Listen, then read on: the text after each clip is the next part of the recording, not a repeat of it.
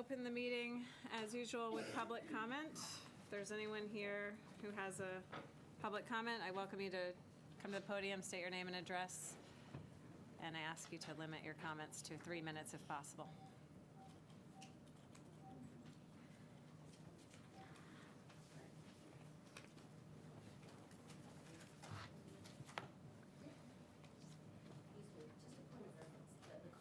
Period. Is it relative to what's on the agenda, or? Sorry, it could be any comment to anything on the agenda or otherwise. We're not going to take discussion during the agenda, so this is your opportunity. If you have anything to Okay, well, then I say have a comment. at all, if you could make it now, please. Okay. Try to keep it down to 3 minutes, but anyhow. These are my concerns regarding recreational field. I would like to... Sorry, your name and address, Janine please. McAvoy, 20 Hemlock Street. I'll be living in the recreational field from now on till I die. I would like to state that I am cognizant of the time and effort the field committee has put into this project with much appreciation. My issues are simple and need to be addressed. I believe the field committees failed to properly notify the abutters of their planned scheduled meetings. Notices were not sent out to the abutters, as is customary for other boards. But I understand that they don't come under 40A, which requires... I'm having a little hard time hearing you because you have the fans on. Oh, okay. Is this better? It is better. Better, a little better. Okay. Should I start over? I think I got it up. Oh, all right, all right. Introducing yourself. Oh, okay. Instead, it was expected that the information posted online was sufficient or word of mouth would work.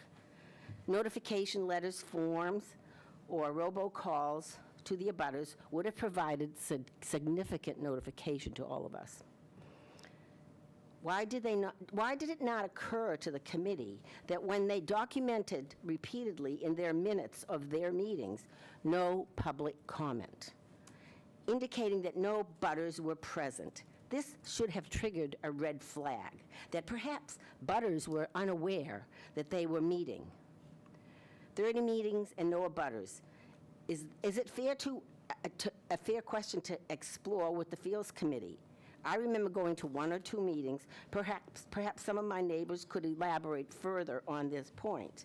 I can assure you all that it is not from lack of interest on the abutters' part. Lights, as you well know, is a major issue for the neighbors. I will refrain from talking about this issue because it will be dealt with at the planning board meeting, the next planning board meeting. And they will make their decisions. During the last planning board meeting, a town official stated that fields were not needed. Were needed. I abut a field, a Little League field, right behind my backyard that has not been used in 2 or 3 years. I'd like to know why. If they need a field, there was one there all the time. And I don't think that field has been used for 2 or 3 years. The configuration of the new fencing, which is 6 foot high, is very confusing, because on top of those 2 separate 6-foot fence that are very, very close, the plan is to add a barrier, a net barrier of 40 feet. The calculation of these are taller than my house. Does that make sense? It doesn't make sense to me. I don't want to be draped in my house by the outside. I think we should get rid of the netting. There's no need for the netting. For years, we've had a backstop that has worked. I never got a ball in my field because there were little kids playing there. Now, is there any plan for bigger people to use those fields? That needs to come to light. The upper field now has a girls' softball field that does not interfere with the abutters. It is separate. It is near the middle school. Lights could easily go on that field without interference of the neighbors, and they are near a parking lot. They have access to a parking lot. The other issue is the fields need, that needs to be explored. the access gates that we have now, we all can access the fields. I think that this should also be part of the plan, because we are the first people that, in case of an emergency issue in the field, we, as neighbors, can respond more quickly. So I'm not going to go through everything, because there's a lot of things that need to be addressed. This is not a slam dunk, and I can tell you that the neighbors are very fired up and very proactive with this. I urge you all to consider the people who abut this property and how it will impact the quality of their lives, safety of their homes, because till now, consideration has not played out. Furthermore, I trust and hope that this issue will not be used as a vote-getting opportunity. What we need is clear, concise, positive, and critical thinking. That is why you represent all of us. Furthermore, I'd like to invite anyone who wants to come to see my deck, my backyard, and the view that I have now. Then go back and look at the plans and figure out for yourself how we will be impacted. Thank you.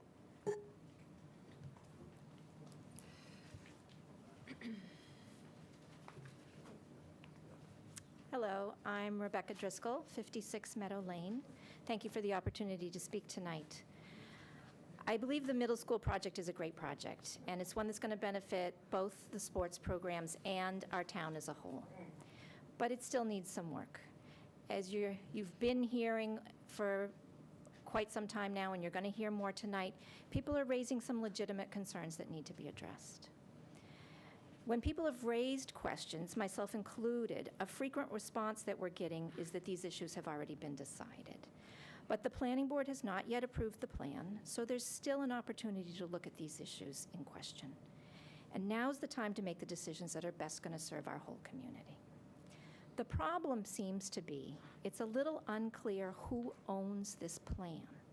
And that's what I'd like to talk to you about right now. The Fields Committee seems to feel that their work is done. The Board of Selectmen says that the plan is in the hands of the Planning Board, but the Planning Board says that they're not in charge of the plan, they're only in charge of approving the plan.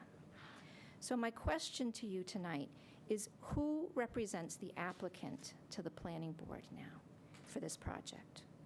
When I was at the Planning Board meeting last week, it was very confusing to me because the people who were presenting and answering for the plan were the hired engineers. We know the engineers work for us, the town. So my question is, who's giving direction to the engineers at this point? I'll answer your question. The town of North Andover is the applicant. So And the engineers work for us, and the Fields Committee was our working group to do the work. So who is currently giving direction to the engineers right now? The Fields Committee. The Fields Committee is still... Rick Green and Denise. So Denise, The Fields Committee is a larger group, but 5 people are selected to provide guidance. Was not? right, the middle, sorry, I forgot that there is another existing Fields Committee. Too, when you ask for minutes as well. You're not looking for minutes from the Fields Committee. You're looking for minutes from the group of 5. Sorry, the Middle School Fields Committee that was specially convened, which Ms. Smedili was on, Selectman Smedili was our representative on, worked to come up with this plan. And it was this group that also held the ongoing meetings. So my question is, are they continuing to meet? Are they continuing to give direction to the engineers? If compromises are going to be made, who is it who's responsible for making those compromises? Who has the power now to make those compromises? The plan hasn't been approved. People are raising concerns. People want to know who Rick they Green, should address as the them chairman of specifically. that committee, has been working with the architects and Ms. Casey. So if people have, so are they the ones who are ultimately responsible for this plan? Because that's really the question that I'm asking here, is that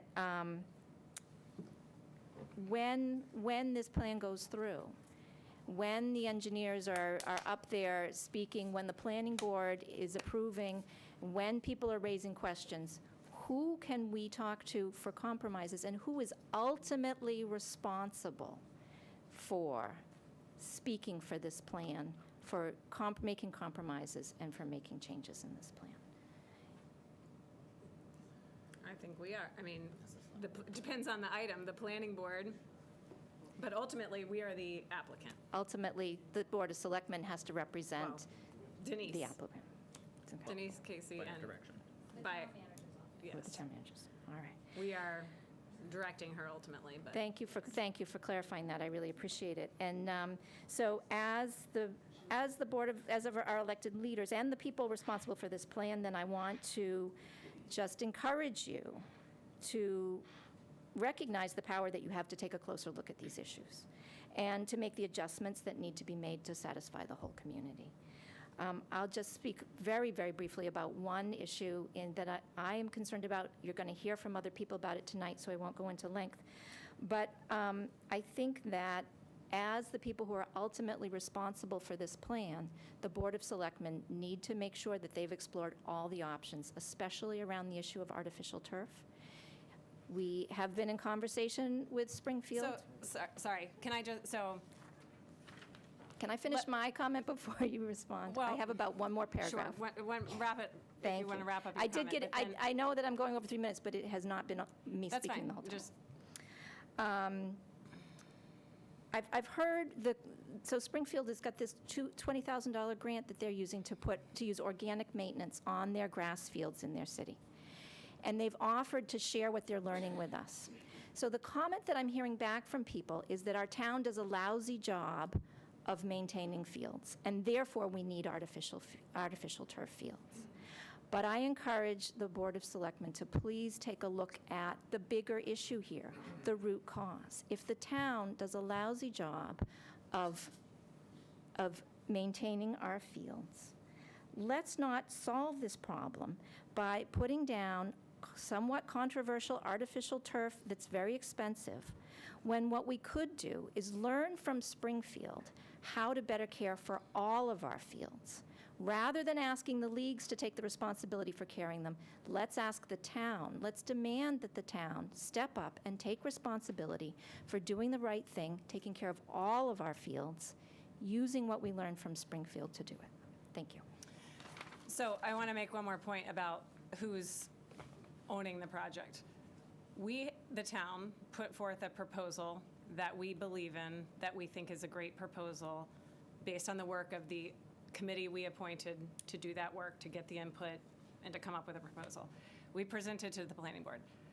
The planning board is now responsible for doing the site plan review and saying, these are the conditions under which we can approve this plan. So if the planning board comes back and tells us, so we're not, I guess, doing a negotiation back and forth. The planning board is going to come back, for example, and say, you proposed X lights, we don't approve X lights, we approve Y lights. And then we will say, okay. Or, I mean, we have to say, okay, that's their job.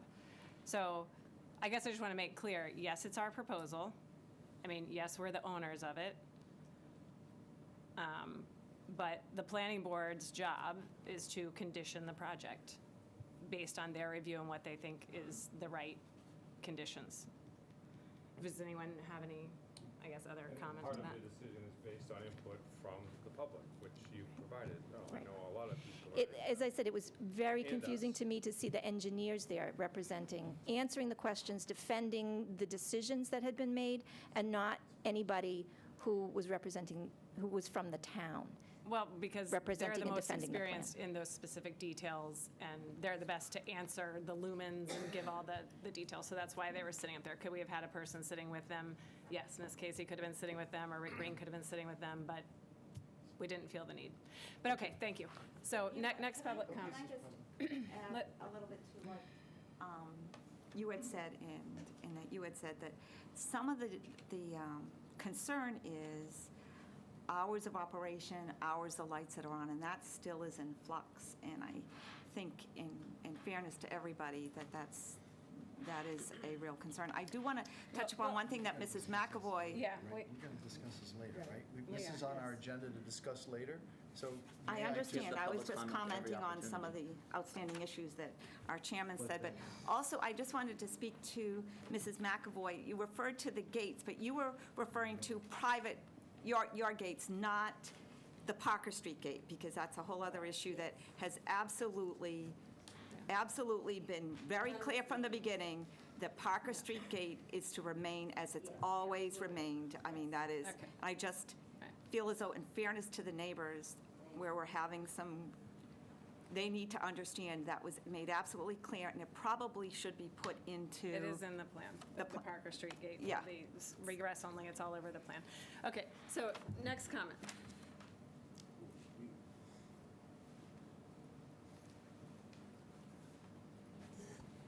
Steve Fosher, Parker Street, 40 years. I would like to address the chairman, chairwoman. This is 2019. You must be the chairwoman.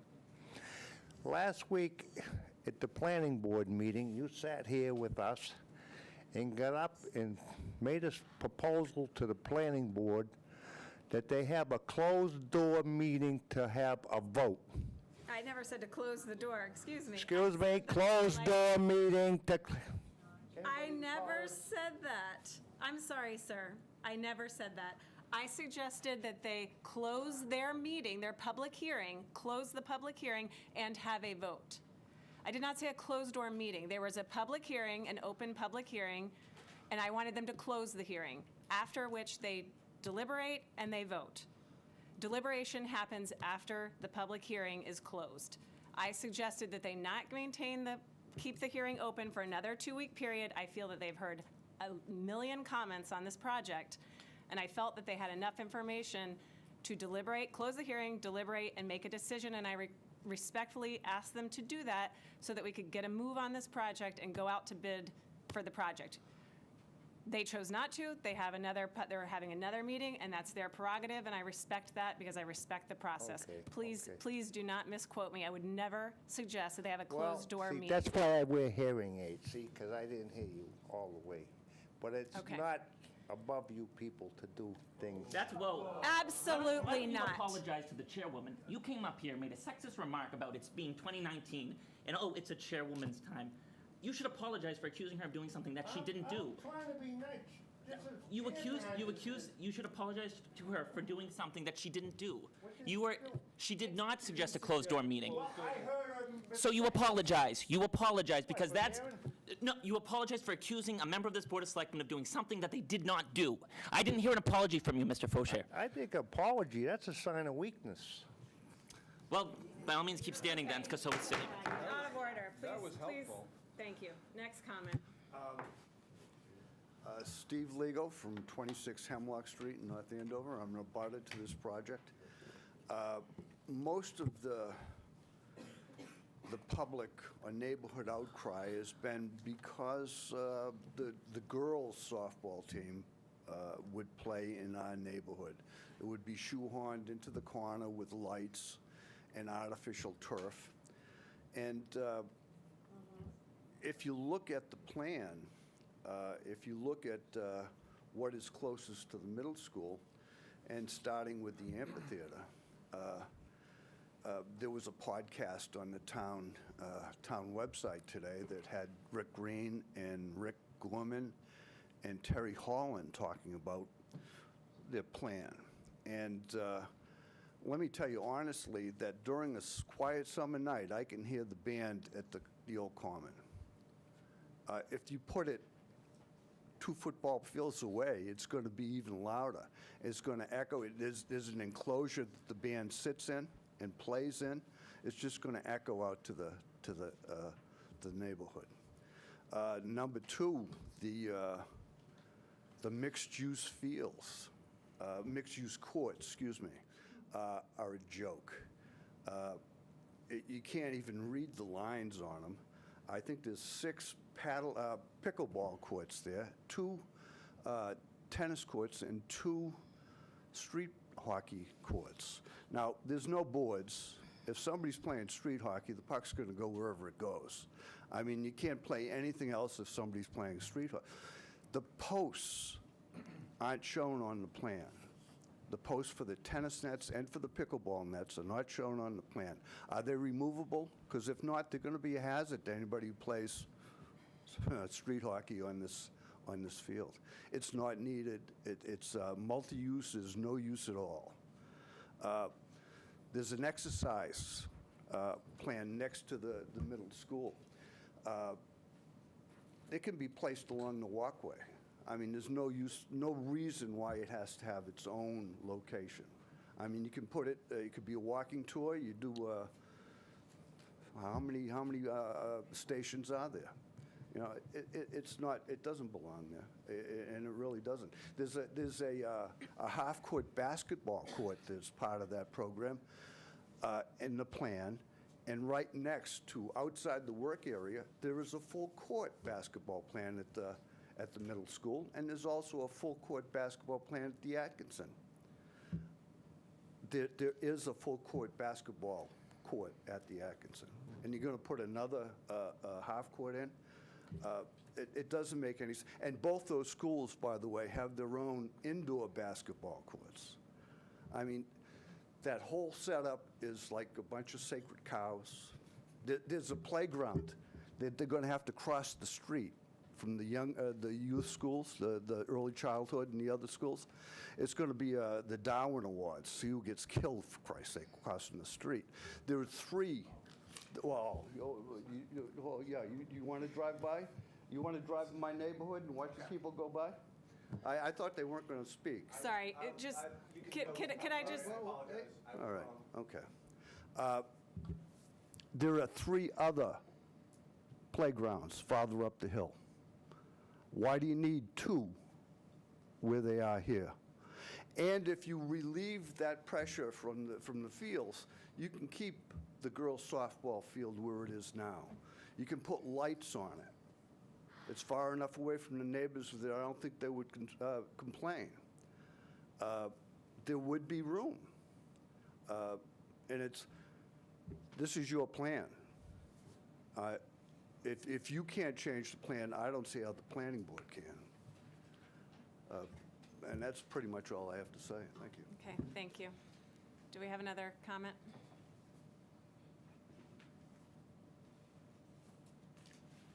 Good evening. I'm Joe Reardon from 62 Parker Street, and I'd like to just offer a couple of comments. As has been alluded tonight, in your role as the elected representatives of the citizens of the town, as well as the petitioners of the project. At the planning board meeting of March 19th has been referenced a few times. And at that meeting, a gentleman got up who I don't know is from the other side of Route 125 on either Bay State or Beacon Hill, I'm not sure which. And, okay, and he made the comment that he had only been notified of the project 1 week prior to that. He also said that he kind of asked, had there been any look at the connectedness of this project? And these are my words, but basically his message was that there's a lot going on in that little piece of town. And he listed the 125 Mass Ave intersection reconstruction, the 2 newly constructed early childhood schools, which have created what is pretty much an accepted fact that we have a new traffic issue over that. The planned expansion of the middle school and the Atkinson and the Kittredge, which are on the books, as well as this project. And he said, you know, he was talking to the planning board, so he said, have you taken a look at this thing in a comprehensive way? And he received an answer which was, we can only look at one project, the project that's in front of us. And then he made a comment on his own, and said, well, that seems like poor planning to me. And he kind of got a little bit of a guffaw from one member of the planning board. And then they went on to explain to him that, as well, the school department had chosen not to go to the planning board over the construction of the school. In other words, basically admitting we have a problem here. We have a congestion and a traffic problem. And this gentleman's point was, it would make sense to kind of look at the whole thing in a comprehensive way. And I understand both sides. I totally understand the planning board. They said, we have a certain purview here. We're looking at this project. But I also understand his as a citizen of the town, who basically, I think if we were to do a survey of the citizens of North Andover, if there was some way we could do that, and I know we can't, and we said, what does the planning board do? I'm going to guess they would say they look at projects that come before them. Are they good or bad for the town, and do they fit in with what else is around them? So I think it was a very reasonable thing that the gentleman was suggesting. As the meeting went on and the planning board was having their discussion, they basically said that. They said, you know, that gentleman who was the first one to speak tonight had a good point. They said, that's not in our purview, but it is in the purview of the Board of Selectmen, and we really ought to communicate that to the Board of Selectmen. So I guess my point tonight is to say, I don't know how that gets communicated. Obviously, Regina and Rosemary were there, but you were there basically as citizens. So there needs to be a formal mechanism that says, the planning board really ought to take a look at this. And I say that as a citizen. I think it makes very good sense. His other point was that he had only been notified of the meeting 1 week in advance. And one member of the planning board really focused in on that later in the meeting and said, you know, whenever this subject comes up, this issue, 495 Main Street comes up, people are coming forward and saying, this is the first I've heard of it. How can this be? He said, there have been 30 meetings. How is it that, that nobody knows about this at this stage of the game? And I think that that there have been, first of all, as has been made clear here, there's a Fields Committee, and then there's a subcommittee, which was originally called the Middle School Complex Committee, I believe. It was then changed to, I believe, just the Recreation Complex Committee, because we wanted to get school out of it, because it's not school property. And I looked at their minutes. There are 19 meetings listed consecutively, 1, 2, 3, 4. There are about 3 minutes or so, meetings or so, for which there are no minutes, and that could just be a glitch. They didn't get up there, what have you, but there's no minutes for those meetings. Of the, No quorum. Okay, so maybe those didn't happen. So that's news. Thank you. I didn't know that. So there were 16 meetings then that are accounted for. Many of those, I think, were kind of a tour of the proponents of the project. They were with the Little League, the Booster Club, the Soccer Association, the Youth Center, the Fields Committee. The one that I did not see on the list, and I believe it was in meeting 3, it said, here's a list of everybody we want to meet with. There is no meeting with the neighbors or the abutters. There is no representation from the neighborhood or the abutters on the committee. So there was one public hearing, quote unquote, held for the entire town. And the minutes of that meeting reflect that the people that showed up were the neighbors. And they expressed some concerns, and that's all that I could pick up from those meetings. And that's the only interaction that I'm aware of with the neighborhood. So I just think that calls into question how much the neighbors were really consulted. And I'm really, I don't think any of us want to see this turn into a heated issue or what have you tonight or going forward. But I think that we've received a lot of comments of, why are you people just coming forward now? And as I've said at other meetings, we've only known any detail on this project since January the 22nd, when the full plans came out. Mr. Reardon, can I ask a question? Certainly. What meeting was that where the residents, I just don't know the date, around what time of year was that? Meeting with the Where residents? the residents had said that they had concerns. I could look it up for you, but it was in 2017, And May did- maybe of 2017. And Yes. Open to the public. It was publicized to the town of North Andover. Basically. and you And it was busy. you I attended did, that? yes. And does this plan reflect the request that you had made? It reflects it in it were conceptual drawings. So we saw fields, and we saw the school, and we saw the parking. We did not see the detail of turf or of lights or that. What have Okay. you. So that's what I'm saying. We didn't get the detail on that until this January. I'll make, Let's- I just want let's to, no, take further discussion Let's just during have public comment. More public comment. Yeah, so let me just wrap up. My wrap-up So, is, yes, thank you. I think, perception becomes reality. There is a perception, a growing perception, that this project is just kind of being rammed through. There have been meetings, there have been hearings, but how much the public is listened to is questioned. The question of compromise was brought up.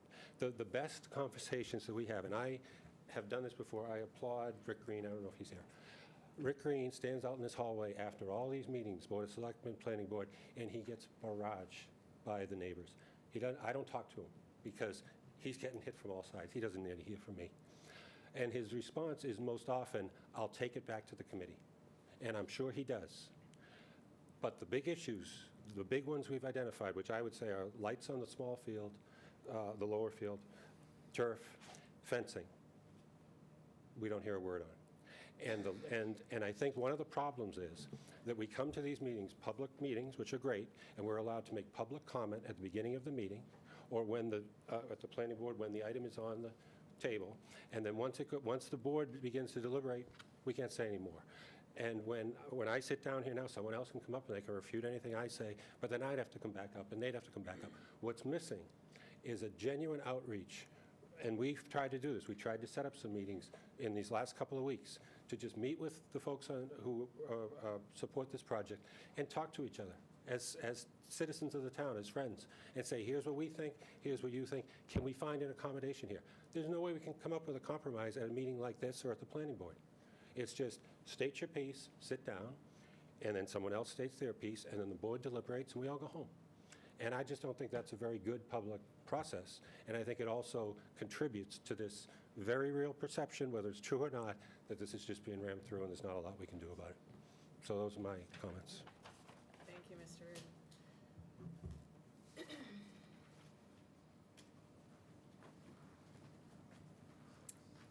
Kim Reardon, 62 Parker Street. I'm going to kind of pick up where my husband just left off. I know we're all frustrated, I think. I think we can all agree this is not fun, okay? This is not how most of us have chosen to spend many, many, many hours over the last few weeks. So I ask everyone to just step back for a moment and say, why is this happening? And why now? And so I think your frustration is that we're getting all riled up now. And we're trying to tell you that this is why, okay, just to offer a glimpse into where we're coming from. So I'm sure that there are people that can talk about the meetings and, you know, that all the number of meetings and stuff. When I tell you that the only reason I knew about the meeting back in January of 2017 is, for some strange reason, I happened to be on the Town of North Andover website and happened to notice at like 4 o'clock that afternoon that there was a meeting of the, I think it was called the Field Improvements Committee. I stumbled upon it. It wasn't that somebody reached out to me, so I just happened to know, I found out about it, and that's the only reason I was clued in. I went to that, and I think that was meeting number 3 or something, so there had already been meetings. So I was clued in, but a lot of my other neighbors were not. When I tell you that the first certified letter that we got, okay, the first official outreach that I can say that we got was just 3 months ago. It was mailed out. We got certified letters. The abutters got certified letters. They were mailed out on December 27th of 2018, so just 3 months ago, okay? So just telling you that that kind of galvanized a lot of this. Was that from the planning board, that letter? It was, there was one from the planning board, and then we got another one from the Conservation Commission. Okay? Can I ask you that letter, what was the year date on it? I did hear that there was a problem with the year date was wrong. So the first certified letter we got was the date on the envelope said December 27th, 2018, and it was notifying us of an upcoming planning board meeting on January 22nd of this year. It said 2019? I heard that It there was a letter mailed that out was on- 2018. It said January 2018, not 19. Okay, so the certified letter, The certified letter is the planning board process to send a certified letter to abutters. It's not, And the conservation. right, it's not the process for other committees. So that's why there was no certified letter for the Middle School Fields Improvement Committee, or whatever it was called, in their however many meetings they had. That they were an ad hoc committee formed for this purpose. They don't follow the same process as the planning board, so they didn't do certified letters. So the first notice was when it came to the planning board for site plan review. It was the first certified letter notice, to my knowledge. so I guess what I'm trying to offer you guys is a glimpse into why, or an explanation as to why, because that was the first time that a lot of abutters were notified there was outreach, I should say. And it sounds like, my understanding is that those letters were sent out because they were legally required to be sent out to abutters because it was a special permit that was being applied for. So Right. that's my understanding. So I'm just telling you, so that was just 3 months ago, okay? At a lot of these meetings recently, again, I think out of frustration, people are saying, in addition to, we've had these many meetings, blah, blah, blah, was people keep saying, this project was overwhelmingly passed at last year's town meeting, okay? Well, what I'm going to tell you, and we've poured over this, the town warrant, okay, there were 3 articles in the town warrant regarding this recreation complex. In the town warrant, in those 3 articles, there's no mention of turf, not the word turf, not the words artificial turf, okay? There was one tiny little conceptual layout in black and white, so no color coding. There was no key on there. It didn't come with a secret decoder ring. It was this just tiny little picture, okay? Point of clarification for people watching, if you watched the town meeting, and granted for me it wasn't on screen, but it's indicated by the moderator that that same map appeared on the overhead projector as well. So just in fairness, fair enough. residents were not asked to just depend on that book at that town meeting. Okay, but what I'm going to say is I think, and this is speculation on my part, I think that a lot of people look at what's going to be covered at town meeting ahead of time, so I know you can access the warrant online, you can get a hard copy, and I think a lot of people make a decision about whether they want to attend town meeting based on what's in here. So I'm guessing that if artificial turf had been mentioned in there are people that might have turned out for town meeting. They would have cleared their schedules. They would have made the time for it. The way it's worded in the articles, and this gets to one of my other things, the perception, okay? In the article that talked about where the financing was going to be coming from, the community preservation funds, okay? Under the permitted uses of open space / recreation, okay? And I just want to point out that in the permitted uses for community preservation funds, open space is one and recreation is another, and they are treated differently. However, if you're just reading through the article and you're seeing, oh, $6 million for open space / recreation, okay, and there's no mention of artificial turf. I think it's kind of safe to assume that somebody reading that, just a regular old citizen would be like, oh, isn't that nice? We're going to have open space fields, maybe similar to the way we've used the CPF in other things like, preserving the trails and that sort of thing. I'm trying to, again, help you guys understand where this general perception could have come from and why people are surprised that 40% of this 16-acre piece of property, 40% of it is going to be covered with artificial turf. And I don't think that was really made clear at town meeting. And when you add all the other amenities that are going to be put in here and the types of surfaces that they're going to have, roughly, and I welcome anyone here or from the planning board or the engineer to correct my numbers, but rough estimate is that of this 16-acre parcel, just shy of 25% of it will actually be natural.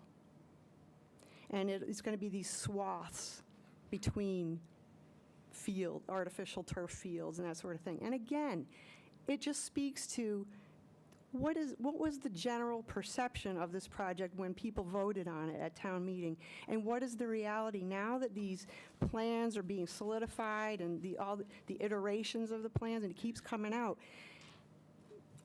I think people need to know that the majority of the surface of this thing is not going to be natural. It's going to be unnatural surface, If I okay? could ask you to kind of wrap up Yep, your sorry, comments, okay. please. And I just want to mention, too, that one of the earlier iterations of the conceptual layout, now that I know what the color coding means, had artificial turf was light green, and the smaller field, the larger upper field was light green, and the smaller field was dark green. So now that I know that those two colors meant one was artificial turf and the other one was natural, looking back, that was one of the original plans, was to keep the smaller field natural turf. I guess just to, a couple more points about the perception of this thing being rammed through, okay? The Board of Health had to weigh in on this, okay? So a meeting was called with 48 hours' notice, so that we could basically check that box and say, yep, the Board of Health met. Check, okay? Also, it's my understanding, and I ask you for clarification, okay? My understanding, and please clarify for me, if it's true that the Conservation Commission is supposed to weigh in on this and give their approval before a vote can be taken by the planning board. And my understanding is that they have not yet given their approval on this. And if that's the case, then I don't know why there was an attempt to bring this project to a vote last week. You didn't have everything you They needed. often wait for the planning board to close their hearing before they make a determination. So, They still have to do their approval as well. and that's not needed like the others, like the Board of Health, before the planning board No, makes their vote? no. The planning board asked for the Board of Health. There was no need, it Yeah, was a there- request. right. There was no requirement that the Board of Health acquiesced to a request from the planning board. So that wasn't a formal part of the process, it was added because of concerns raised by residents, and so the planning board asked the Board of Health to weigh in. Right. So, okay, so I guess I'm saying, I guess I'm curious as to why the Board of Health was asked to weigh in, but not the Conservation Commission. The Maybe- Conservation Commission is doing their review. They will do their review. Their hearing is still open. They continued their review to wait and hear what the planning board was doing. And if they, let's just say, hypothetically, that the Conservation Commission were to not give approval, does that nullify the planning board's approval? I guess it would depend I on don't the think so. gravity of their decision. Normally, they would weigh in with an order of conditions. If there were conservation issues on the property, they would weigh in with an order of conditions that would have to be met before the project could move forward. I'm assuming if they found something like a rare species or something like that, that could be a different story, but it would depend on what they find, right? So if I'm understanding correctly, some approval needs to be done ahead of time, and some can come in after the planning board gives They approval. issue a set of conditions that it has to be met before the project can be completed. So normally Okay. they would issue an order of conditions, Okay, and there would be a list of, this has to be done, this has to be done. Like maybe wetlands has to be replicated, other things would have to be done, and that's what they would issue that order of conditions. okay. And again, I ask these questions and clarify so that you guys understand why there might be this perception, general perception. I also want to quickly just say, we are working on a couple documents regarding the protective covenant and the governance committee, and we will submit those shortly. Thank you. Thank you. Any other comments?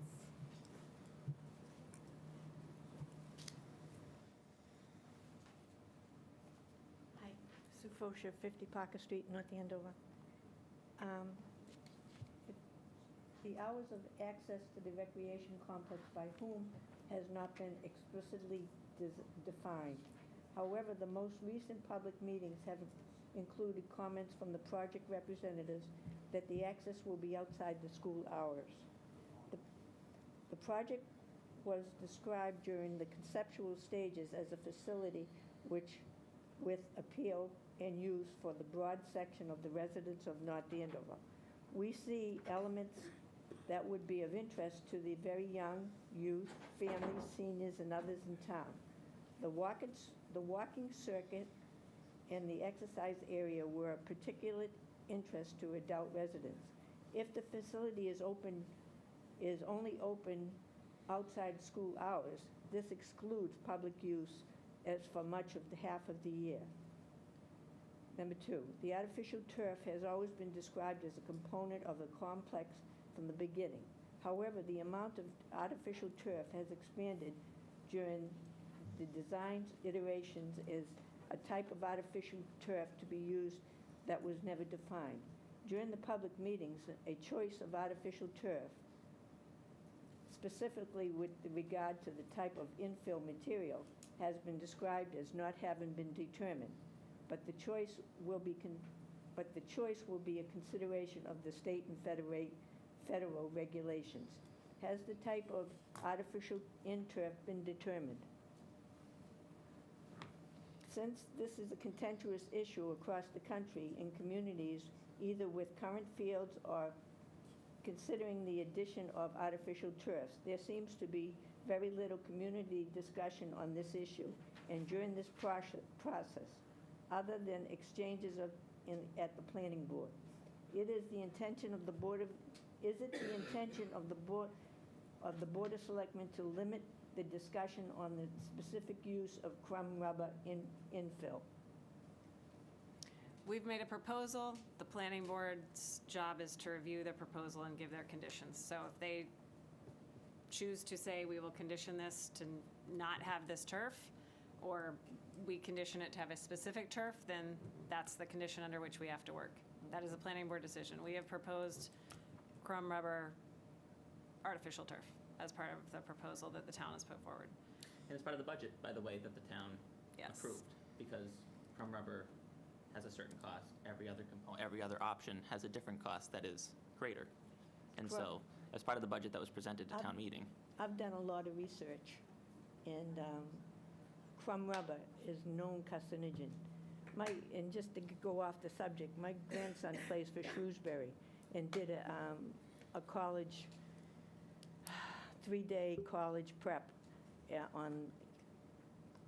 Bentley. And it was a very hot 3 days. And he said that the crumb rubber heated up so high that it went right through his cleats. The carcinogen, I know you've heard this before, but the carcinogen, the gaseous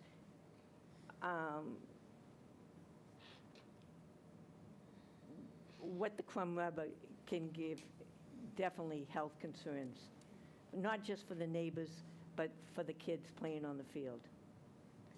During the development process, immediate abutters have made specific requests regarding fencing, netting, and field access. None of their concerns seem to have been incorporated into the developed design. Specifically, there is a 30 to 40-foot ball netting at the perimeter, which the abutters have stated they do not want, and what they accept the chance of stray balls in the yard. There appears to be a 10-foot perimeter fence as well, which seems to be excessive and unnecessary. Has the Board of Selectmen already discounted the abutters' concerns? No, we have not. Okay. The abutters have requested no lights on the smaller field closest to the homes, and for the designated schedule for the lights for the larger field closest to the middle school. Is the Board of Selectmen prepared to establish reasonable illumination hours for a single lighted field area? The town manager has submitted a statement to the planning board to be included in their decision, which stated that there would be a committee comprised of residents and with abutter representation to determine the hours of operation. It does not make sense for us to try and determine hours of operation and rules and regulations for something when we don't know what we're regulating yet. The planning board will make their decision. They will say what the lights are, and based on that, this committee will advise the town manager. It is the town manager's job to set the time limits and manage the facilities. That's the purview of the town manager, to manage all facilities in town, including this recreation complex. So the committee will definitely incorporate abutters onto the committee, Yes, we have put that in writing for the planning board to put in their decision. direct abutters. Yes. Okay. As an applicant, the Board of Selectmen has the authority to resolve some of the community issues if it has the will to do so, and that's all. It just seems like it's getting bigger and bigger and bigger, in the turf, in the lights, in the traffic. It's just a lot to take in. And I know, and it's just not going to be after hours. I mean, that walkway is going to be lighted. It's going to be all night, throughout the night. And that's all I have to say. Thank you. Do we have any further comments? Could I ask one? Could I ask you to make it very brief, since you've already had a turn? Number one, I understand that the Community Preservation Fund does not allow for artificial turf to be paid for out of their funding. That's correct. The CPC funds will not be used to fund the artificial turf. If Okay. you go, I'll remember in the town meeting where we approved the funding for this project, there's a portion paid for by CPC, and a portion paid for by the town, a portion paid for by private funding. Now, Private funding and preparing town the money will ground pay. for the 20 or so acres of ground that's going to be covered by artificial turf, it's different than from loam, and it's specific to artificial turf. Is that covered by the community preservation funding? I don't know the specifics of that right now.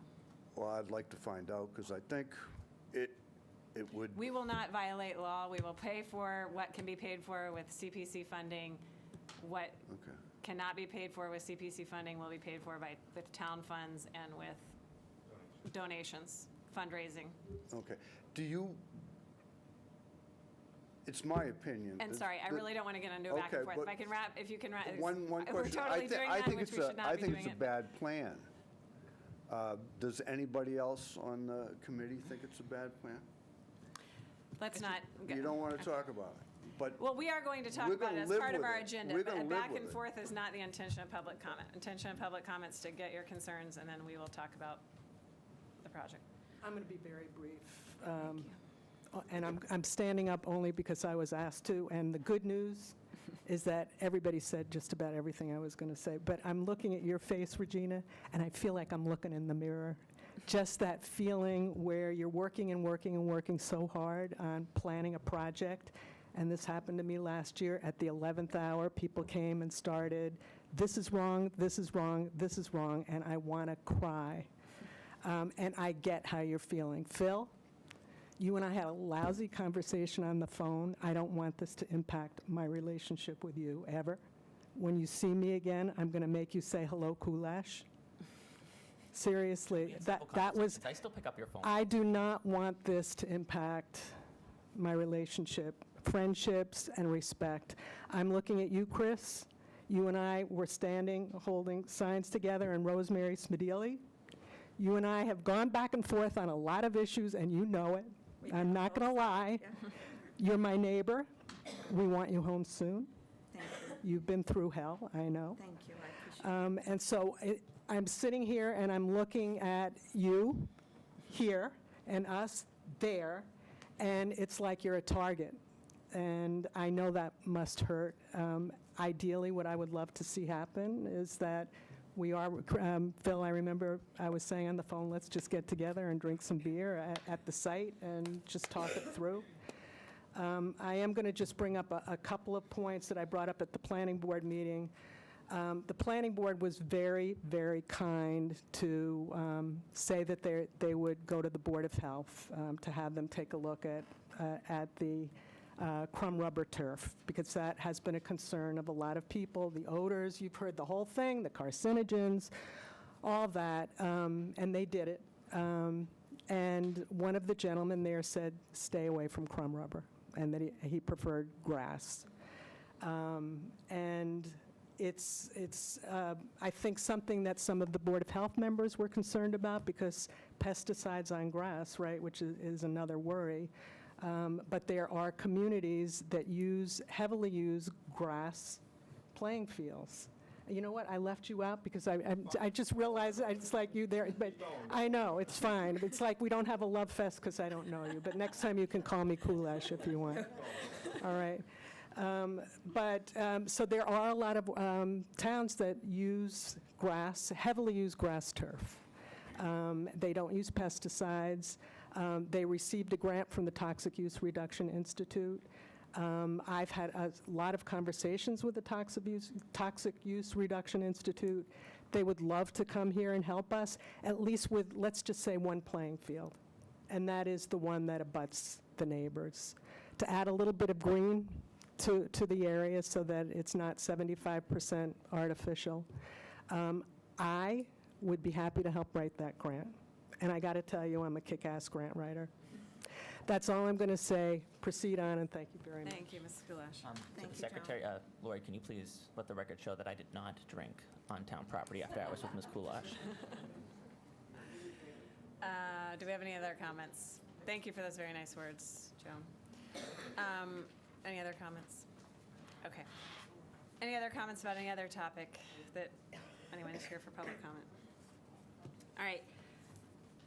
I would ask everyone's flexibility to move out of order the update on the rec complex to the next item on our agenda, because then we can have a more coherent discussion.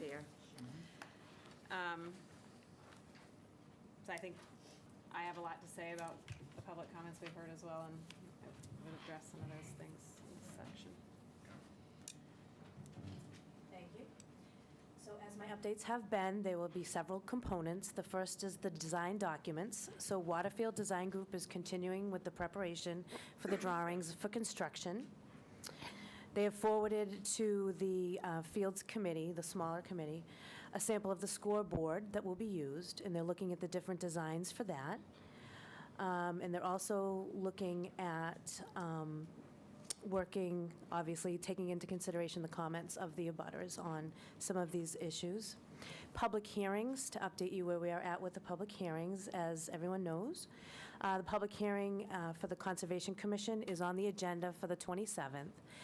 They will continue that to their next meeting on, I believe it's April 10th, so they won't be closing their hearing. The public hearing with the Planning Board was also continued to their next meeting on April 2nd. And public comments are available through email and correspondence to the Planning Board through close of business on March 28th. So they are still taking public comment from abutters and citizens and the leagues. On the fundraising side, the Rec Complex has been able to establish a separate account with the Joseph N. Herman Youth Center Board, so that was successful, and they have done that. And they will start meeting with Richard Blaine Associates to look at the fundraising options and begin that work for fundraising for the components that won't be paid out of the CPC or town funds. The website is up and running. If you go to the home page under projects, you will see this North Andover Recreation Complex project, and we will continue to build that and update as more information becomes available. So I welcome everyone to make some comments, but I guess I just wanted to make a couple of comments in response to everyone coming tonight. Firstly, to comment on what Joan said, we are all neighbors. We all respect one another. I hope that my personal relationship isn't damaged with any of you through this process. I respect your opinion. You have a perfect right to voice your opinion. And so thank you for doing so and being active, involved citizens. I guess one thing I want to point out is I personally receive, and I know the board receives, a lot of feedback through email communication as well and phone calls. And sometimes it is hard because I feel like citizens come and give their public comment opposed to the project. We've heard now from many of you for a couple of meetings, and I've been to the planning board meetings, so I've heard your comments there. And it may seem as though those are the only comments that are being made. They're not the only comments that are being made. There are plenty of comments on the other side saying how important artificial turf fields are, all the benefits that it would bring to the users of those fields, the need for lights, and so on. So I just feel the need to, I won't read all of those because I think that takes a lot of time in the meeting, and we already, spend a lot of time. But those are out there, so I just don't want you guys to think that all we're hearing is sort of only your comments to say you don't want something and we're ignoring them. We're actually balancing them with other comments that we're hearing that are the opposite of yours. So it is a balancing act, and we do try and take into account everyone's comments. I wanted to make another point. Someone brought up, one of the commenters in the planning board meeting talked about the traffic and the fact that there had been reference to a traffic study. I went back and found that traffic study. There was a very extensive traffic study done, well over 100 pages, that looked at the impact of the traffic of the new kindergarten and the Fields project, and it's very, very thorough, and there were a number of recommendations made in the traffic study. We have implemented all of the recommendations in the plan, with the exception of 2, which were both not recommended because the abutters specifically didn't want them. So one of them was the Parker Street gate exit, as an example. We heard loud and clear from the abutters that they did not want that change from an egress only. And so we didn't implement that recommendation, which was to change that to improve the traffic flow. So that's an example. I just bring out one example of a lot of work was done, analysis and studies were done that were said they were going to be done. Seems to have been questioned whether or not they were done in the public setting, so I want to clarify. And, balances are made. We incorporated most of those recommendations in the plan, but not all because of abutter feedback. So I guess that's just one example that I wanted to share, because I feel what you guys are saying, and I feel that you feel you're not being heard, and I don't think that's the case. And that's one example. I don't know if you guys have other things you want to say. I'll look at my list and see if there's other things I wanted to comment on as well. Well, it's pretty clear that we unfortunately lost some of the trust of the neighbors, and I think we need to try to work to remedy that. And I think one of the problems that we made, and I don't think it was done on purpose, I really don't, is that we've decided to establish a committee to recommendations to the new town manager, who we don't even know yet, where we would have people from the Fields Committee, and we would have 2 direct abutters, and I believe it's Rick Gorman and others. And I think my only regret at this point is that maybe we should have started that communication right after the vote from town meeting, to try to get a sense of what the abutters' concerns are, what the Fields Committee is, and I guess I want to backtrack just a little bit. My experience from this, that we clearly have groups that want this project. I don't know how many times the neighbors have said they are in support of this project. I don't know how many times that the Fields people are thrilled and excited about this project. So I think in hindsight, which of course is 2020, maybe we should have started this communication that would advise, whether it be some of the discussion points, hours of operation, lights, Parker Field gates. Mrs. McAvoy talked about the abutters gates, things like that. It's unfortunate that we're not already in that discussion to advise and try to come to a healthy compromise. I look at this site, and we are all neighbors. Even if you don't live nearby, let's just think what goes on there. Anybody who has children is going to send their child to the preschool or the kindergarten or the middle school. And then, of course, we've got Atkinson. We're all neighbors, and I really would like to see the communication begin on what some of the rules and regs are, what hours of operation that we all can work with. I know there's Title IX issues that are coming up. All of this it would be great if we could start to address those sooner rather than later, because there's this angst of not knowing, and that concerns me. So that's my I comment. think to that point, though, a lot of the items we have suggested to the planning board, like the hours that the lights, condition that the lights be off at 9 o'clock, that's great. That's fine. So we've already But we said don't know that. we don't know if the abutters feel as though 9 is good. And that's my, just Well, my they don't point. want the lights at all, so. Well, We're not trying to- not necessarily, On the What we softball said field, earlier on the tonight softball was that field. there was going to be a committee that we're Right, involved with. that's what I'm neighbors talking about. To discuss what the timing would be. So I think, we've kind of covered that a little bit, that we haven't, there's been no decisions made, and the neighbors would have that input. And, I just wanted to say, having served 6 years on the zoning board, there were a lot of decisions that are made that obviously are not popular, but I think, and I give the neighbors credit for coming in and providing their feedback, because it always makes a better project when people come in and are willing to discuss it and provide that feedback.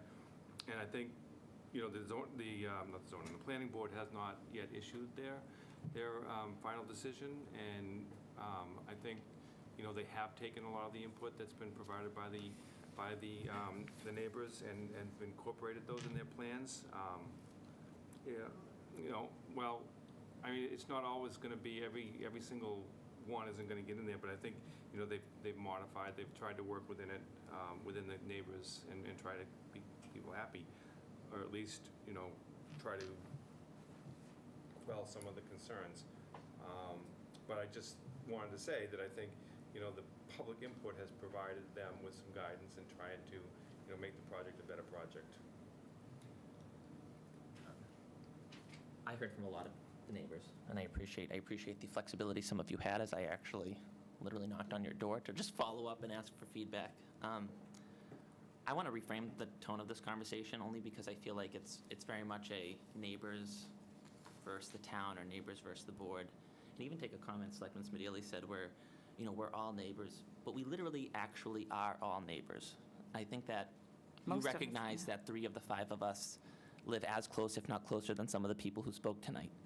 I have a child that goes to the Atkinson School. Selectman Keene has a child that goes to the Atkinson School and to the middle school. I have a child that goes to the Brad Street. This is not some foreign portion of the community. We all live there. Not in the literal sense, but most of us literally live over there. I just want to go back because for me, I actually think we can always be more transparent. We can always do more. There can always be more meetings. I just want to summarize the process we went through to just underscore why there's perhaps a little bit of frustration, and I appreciate that. I feel like our conversation, by the way, Ms. Kulash, went better than I think. I felt like our conversations went better, and I heard from, again, quite a few of you over the course of the last week. But the way that this process began was that our town meeting approved funding, a design for this, in 2017. And at the end of 2017, we did put together a committee that included multiple residents of the neighborhood as well. Perhaps just by coincidence. I don't think we actually said those are residents, but it informed me when I supported putting a colleague who lived as close as possible as one of us could live to the project on that committee.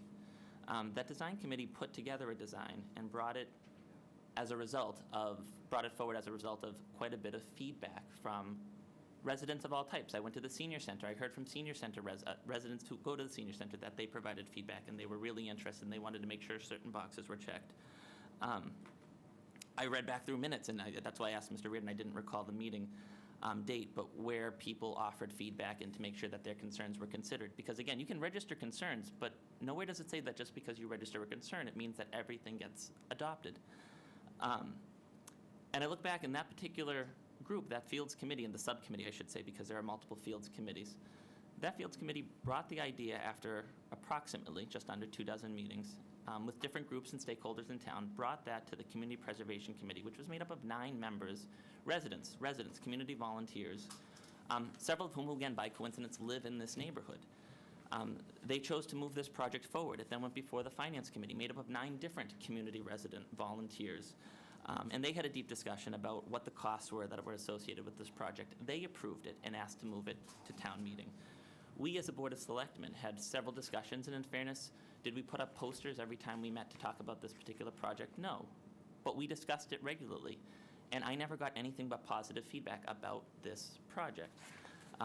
So again, we as a board gave the thumbs up to move it to town meeting. Prior to town meeting, the plan, which clearly said that we were using 2 artificial turf fields was distributed. It was distributed to parents. It was on social media. It had a robust discussion. In fairness, I saw the letter of 16 residents or 16 households that sent us saying, please don't do, please reconsider the turf decision. But over 80 people registered their support in general for this project on North Andover Moms, which I'm using that as an example because there are so many different ways we can communicate and get information out, and that was just yet another vehicle where people participated. 24 people weighed in with comments, every single one of them positive. Not one, and I appreciate because North Andover Moms, for instance, has been used as a way to further, I think, encourage debate now in this process. And so I reference that because that was distributed prior to town meeting. The details about the turf were absolutely out there. We then at town meeting had a discussion, and I want to just recognize Mrs. Fauché because she went and she asked a question that I don't know that I would have considered, and I hope that we do a good job, and she'll have to let us know, of addressing the questions and concerns regarding the entrance to the middle school back parking lot. But there were 3 questions asked at town meeting. There was no reason to think, well, gee, should we keep pushing it and keep pushing it? Like, are you sure you didn't ask the question that you wanted? Are you sure you didn't ask the question that you wanted? Especially, and I'm going to use the example, I think lights are a different discussion, and I think Selectman Smedili laid that out well, that we need to determine, installing lights are one thing, managing whether they're on or not, and where they're angled is another, and that's not necessarily depicted. It's not depicted in the plan. Exactly. But as far as the turf, I just want to reemphasize, we as a town, we have multiple turf fields. We have turf fields that have been renovated within the past couple years, approved by voters at town meeting. And so for me, why would I sit there and think, well, gee, are they sure they, respectfully, Are they in the neighborhood? actually, of the people who spoke tonight, there are hundreds of people that live closer to the turf than some of the people on the letter that the neighborhood submitted. So yes, Mr. Legal, respectfully, so this isn't going to be a debate. No debate. It's called Google Maps. This isn't a hard discussion in the sense of who lives where. And frankly, our kids play on it. If it's not healthy, why again am I going to continue pushing? Respectfully, the public discussion is over. I'm laying this out because for me as a resident, I'm not an athlete. I don't play on turf fields. The people who play on turf fields said this would be beneficial. They continue to let their kids play on turf fields. We have rebuilt turf fields. We've built them once in 15 years and then rebuilt them right next to our schools. We've added turf fields to our community since the first one was built. So there's no reason for us to say, well, what if only we had read people's minds? And I don't mean that in a disparaging way. It's why I love town meeting, open, unrepresentative town meeting, where any resident can go and ask questions, and I'm glad some did. Because you got the final approval, and the voters of the North Andover community got the final approval, and they approved a project that was explained. Even in our warrant, it said there was not, well, it didn't go into every detail. This is the type of pavement that's being used on this walkway. This is the type of paint being used. It was clear in saying that the project had been designed, and now we were approving funding to design the project. I welcome every question. I would love to hear these questions. But again, if I'm being asked to hear from the community at large, I just want to go through the timeline of what we followed, where multiple boards of multiple different volunteers, including at almost every single point residents of this neighborhood, weighed in and never brought this up. Then it went before voters at town meeting and it was approved. And then I just want to add to it, we as a community last year went through a robust, literally hundreds of people attended meetings to participate in our master plan committee. Master Plan Advisory Committee. And working with consultants and spending tens of thousands of dollars, we put together a robust plan that attached expectations to every facet of our community. This plan, was included in that plan approved by the Planning Board on September 25th. They said, now granted again, it's a 200-plus page plan. It doesn't talk about every type of paint. It doesn't talk about every type of material used in every development. But it did talk about this Fields project being what would be part of our master plan. We solicited community feedback. The Planning Board then accepted the community feedback. They drafted the plan. They put the plan forward. The opportunity was there for anybody from the public to weigh in and actually express their concerns one way or another. So for me, I appreciate, everybody that spoke this evening, with the exception of one individual, perhaps 2 individuals, spoke at our last meeting. And I hear that. As a resident and a neighbor, I hear that. I also hear the neighbors. For the first time as a selectman, I had multiple people knock on my door to tell me, what's going on? We approved it. Neighbors as well knocking on my door. Selectman Keene, you and I were out after a meeting and were approached by an abutter who said, I support the project. And respectfully, I hear the 16 households, and I want to make sure that you don't have lights, because that's lights aiming into your home, because that is not reasonable. It's because it's not performing the task it's supposed to, which is illuminating fields. But when I'm getting calls now all of a sudden with people saying, well, we don't want a snack shack because I could smell it at my house, because that was a call I got. That's not what town meeting approved. Town meeting approved this project, and I understand not every project can attract the agreement of 100% of residents. But where we are in the process, and again, we can always be more transparent. We could have had multiple more meetings in this neighborhood, more and more. And I agree, and I hear specifically what the Reardons had said about wanting to better understand. I'm going to focus more not on this meeting, but last meeting with the lights. We don't know where the lights were. You didn't know where the lights were facing, and that's a fair question to continue bringing up, and for us to hammer out with the planning board through their process. But for me, I've never played on a turf field because I'm not an athlete. But I respect that the people who play on turf fields, they say they want them. The students who play on turf fields, they say they want them. And the voters who approved this project approved a budget that assumed the funding, where 20% of it is for turf fields. And so, for me, I'm looking back, I'm looking at the text messages, the phone calls, the actual physical interactions. I want to respect this neighborhood because I live in this neighborhood. My kids play in this neighborhood. My kids play with some of your kids. They go to school in this neighborhood. I don't have the same reservations that were brought up about turf, and clearly at town meeting and in social media and in the robust community discussions, because as Mrs. Fauché said, turf has always been part of the discussion from the beginning. I respectfully, I do disagree on the turf. I do hope that we continue to pursue remediation for making sure the lights are as least, we minimize the invasiveness of the lights on the neighbors' yards, though. But, and I hear that, and thank you for saying that, but I think the problem is the neighbors who are direct abutters have real concerns about the lights, and as we proceed forward... There's not a but. I agree. That's exactly what I just said. And No, you no, I it too. said that. No, I Yep. said that you agree. But I think that it's still kind of left out there as to hours of operation, how many events, how many this, that I think, and again, that's my biggest regret, that maybe we should have put the committees together to say, okay, this is this, we want this, so that there would be some sort of compromise. No, well, No, but it was actually, it's set, how it reads, and please do correct me if I'm wrong, that this committee will be put together, and before there's occupancy, they will draft these recommendations to a town manager who yet we don't even know who it will be, and it's a recommendation. So I'm sorry. why is that an issue? Because maybe we wouldn't agree with, we don't know this town manager. So then we exercise our right as the executive board of this That's community. exactly it. That should be in. That is- Thank you. And that was you beat me to my point, that it still should be subject to the approval or disapproval of the Board of Selectmen. That's not written in there.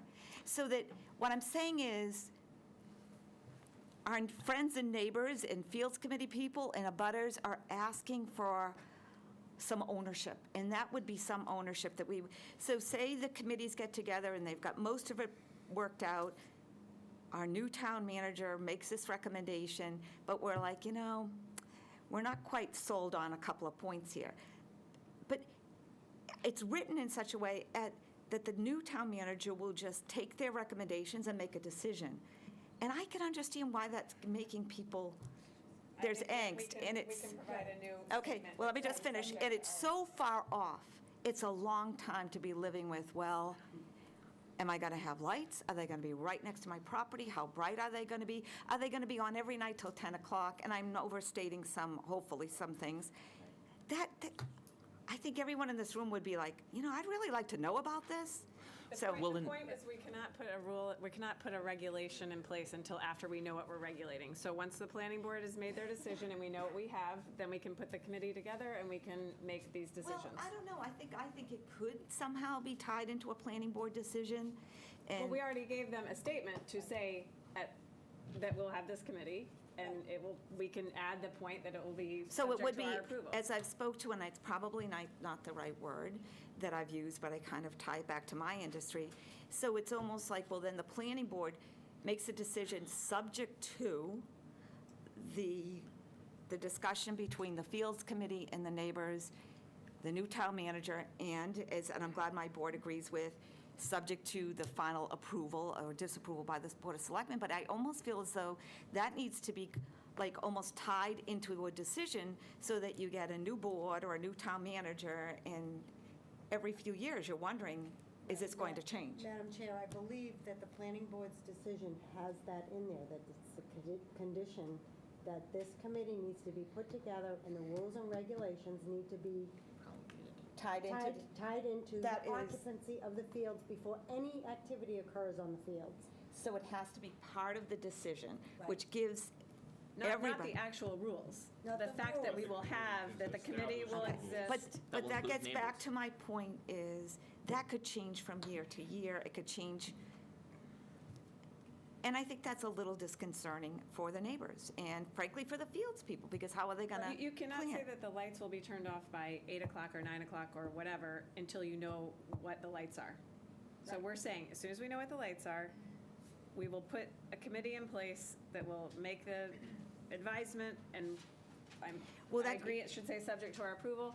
Right. And that has to be done prior to occupancy, and they can put that in their decision that it has to be But I done would prior to suggest occupancy. as soon as possible, because occupancy is a ways off.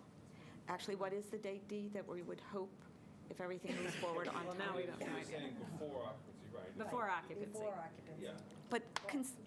But I think it's the uncertainty with both sets of groups, frankly, that we need to I mean, try to we nail down a little We sooner. exercise this type of authority all the time as licensing commissioners, where we have neighbors that come up to us and say, "Ugh, we don't want you to grant a special temporary license to a business or to Merrimack College because they're going to be open at X number of hours." I mean, this isn't foreign to us at all. I mean, this is exactly like that, where neighbors come up to us and say, we don't want you to approve this game going until 10 p.m. I mean, there's an elected decision-making body. I would think that we would say no, just like we don't approve, for instance, Small Act Farms keeping weddings open until 1 a.m. And I or don't just like we disagree don't with ap- that, but I just think it's a ways off. So I would hope that maybe we would get the committee going and working on this and try to come up with something that everyone will be reasonably agree to, but, Okay. and maybe try to give some relief to some of the neighbors. And again, Be an issue with getting a committee together. I understand what you're saying. We can do it as soon as the planning board has Yeah. made their decision, and we know what we're regulating. Yep. You know, rather than waiting, let's do it. Sure. Yeah. But Exactly, we gotta wait thank for you. the planning board decision to come through. So we, Yeah, that's you know, and that should be within, the next few weeks. I don't think that's going to make a big difference. Madam Chair, can we ask the chairman of the planning board if that would work in with Yeah. what he, or if you prefer not to, that's fine, not to put you on the spot, but is this Well, I something mean, that you think we could work with the planning board and getting going pretty quickly? Wait, sorry, what's the question? Wait, it's our responsibility. They don't really have anything to do with it. They'll We've just told put them in that their we're going to do decision. this. Yeah. And that we can't start, all we need is them to tell us the type of lights. Right. And then we can actually generate rules, Here's because what we're conditioning, great. Well, I guess I was committee sort and of we'll hoping that it could be tied into a decision or subject to that decision to so make we're it going more to promulgate definitive. them in the next 4 days? It is being tied into the planning board's decision. That's- Once they vote Yeah. and make, of on their the decision, it's part of their decision. It's in the wording of the decision that the Board of Selectmen will form this committee. Yes. So that the committee can start working on regulations for the fields, which means hours of operations, lights. I understand that, but I'm Okay. saying the final decision of the committee, it just, I think should be codified so that it doesn't change from year to year, that's all. And it can be as soon as the decision is made by the So you're planning saying board. to me, so that we're really clear, that whatever the joint committee, which would, that those rules and regs will be part or attached to a planning board decision? No. That's what I'm asking. Okay. What is attached to it is that the Board of Selectmen have to put this committee together. No, I understand that. That's been So, clear right. all along. And So, once the committee's put together, then they make recommendations, the board will vote on it, and somehow it will have the participation of the residents and the abutters. So hopefully we'll come to a conclusion that satisfies everybody with these new rules and regulations. but what is not clear about that is that the way it's written now, and I'm glad to hear that my board, we're all in agreement, that it would still be subject to a decision of the Board of Selectmen, but how it's written now is that the committee would advise the town manager, who would make the final decision. But I'm saying that I'm glad that the board is saying, well, we still want to reserve the right to say yes or no. But I guess I'm hoping that it would not be something that could drastically change from year to year, that people have a sense that these are the rules, and it's something that everyone, hopefully the groups will agree to in the spirit of compromise. So That's what I think. I'm not, maybe it's me, I'm not getting it across as well, but I think, I know, but I'm sorry. What's going to change? What do you worry that's going to change? Sorry. I think Selectman Cornelius is concerned that the hours that a new town manager or a new board of selectmen coming in may decide to change the hours of operation at some point, right? Exactly. And, unfortunately, that's something that could happen at any time, right? I don't think we can write it into a plan. I don't But I think what we necessarily have to agree do with is that. we set the hours that we feel, with the input from the town, what, we feel is realistic, and then, that becomes part of those regulations for that field, and that's, we can't ever say that it might not be revisited. That's impossible to say that, but we would hope that, that input holds. I mean, what else can you do? You really Well, can't. one of the things is the Yeah. Parker Street gate and entrance. But that's a condition of the decision. Well, okay, so, We're talking about the hours of operation for the no, lights. I understand we're talking about the lights, but what I'm saying is the Parker Street entrance is going to be a condition of the planning board. That's already been told that that's going to be written in there. I'm saying maybe we should consider that some of these rules and regulations will also be part and be a definite decision, like the Parker Street entrance that has been promised When to you the say neighbors. some of these, you mean the lights? Could be the What lights, else what hours else? of operation, could be lights, when lights turn on, when lights turn off, the direction of the lights. I think there's a lot that people are still asking about. And I guess some The people who, direction of the lights is part of the decision of the planning board. and from my that there's people who are also talking about the turf. But if you do that, then you lock that in, right? I mean, if that could even happen, I don't know if that could even happen, but if you do that, then, and you make it part of a planning board decision, that becomes locked in, doesn't it? I mean, Yeah, and there may be valid reasons to change it. Maybe we want to make it less, I don't know. But if you lock it into a planning board decision, then it's locked in. Well, also, I And you think- lose that flexibility. I think I heard from the planning board in one of the meetings I attended. I mean, they don't do that for they don't tell a business when they want to approve a new business they're opening what their hours of operation are. They Well, that's they done don't by the say. licensing board, Yeah. right? So I think we're the licensing board for this, or we're the town manager under our direction is the rule setter for this facility, and we will do that just like we do for everything else. And we've told the planning board that to incorporate in their decision. I guess the only thing that I'd like to add is that I appreciate what Selectman Collegiero went through, which was the process. And I agree, the process is never quite as perfect as we'd like it to be. That's the way democracy is, and that's what a community is. Yes, we're all neighbors, but we also live in specific parts of this community that are impacted in very particular ways. I happen to live, and I got Route 125 almost out my front door and Merrimack out my back door. It's not the deal today that it was 25 years ago when I moved in, but this is my house. The community did the best to hear my input, and I have to deal with what's in my neighborhood. And we have a larger community that's made a decision here, including many of you, that we want this complex. And it's supported by those groups that are desperate to have these fields so that all the children, boys and girls, the kids above 13 and 14 can play ball there. We need these fields. And the reality is some people are going to be more impacted than others. That's the way it is. And it's unfortunate, but I have to deal with that in my house. Each of us may live in a part of this town where we have to deal with impacts that change, that new business, or all of a sudden that becomes a cut-through street. And so the balancing act that we have to do at the end of the day here is, again, like that, is a decision that may leave people not exactly happy with it, but I think for the larger community, what we say is we've put the time and the diligence in to listen to the concerns, to sort out the facts.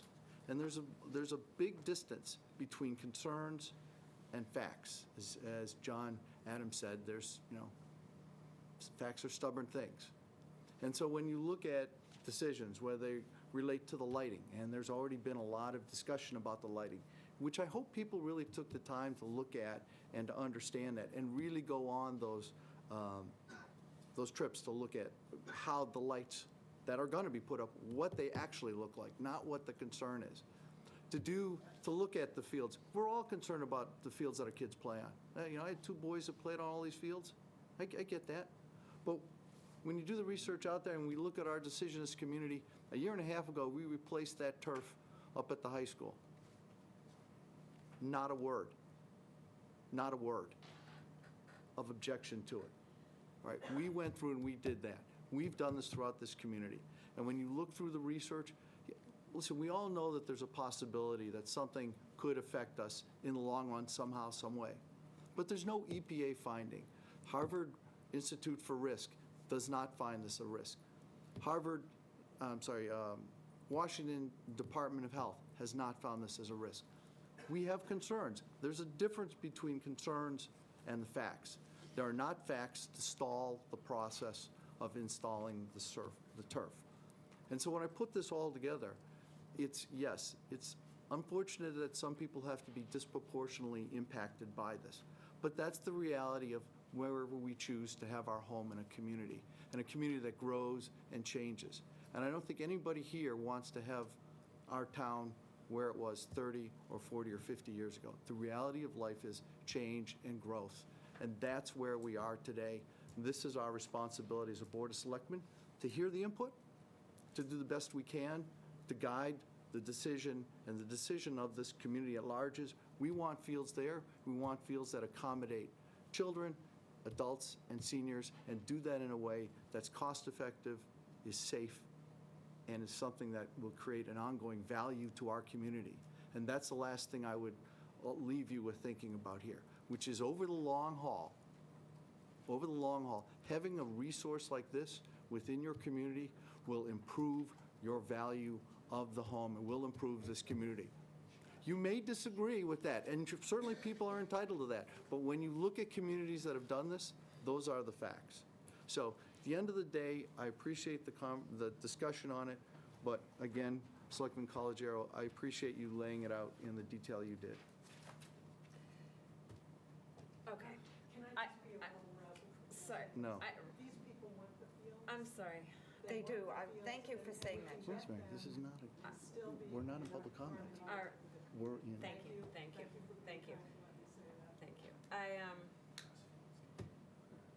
Do we have any final things we want to No, say but on this? Because just to it's- reiterate, it's good. I don't know any of the neighbors who said, I don't want the fields. Yeah. I really don't. And I also heard they and- want the fields. And I They haven't have heard from any concerns. people in the Fields Committee who have said that they don't want to work with the neighbors. So I think it's That's right. getting everybody together, and Joan came up, and I was about to say that on my own.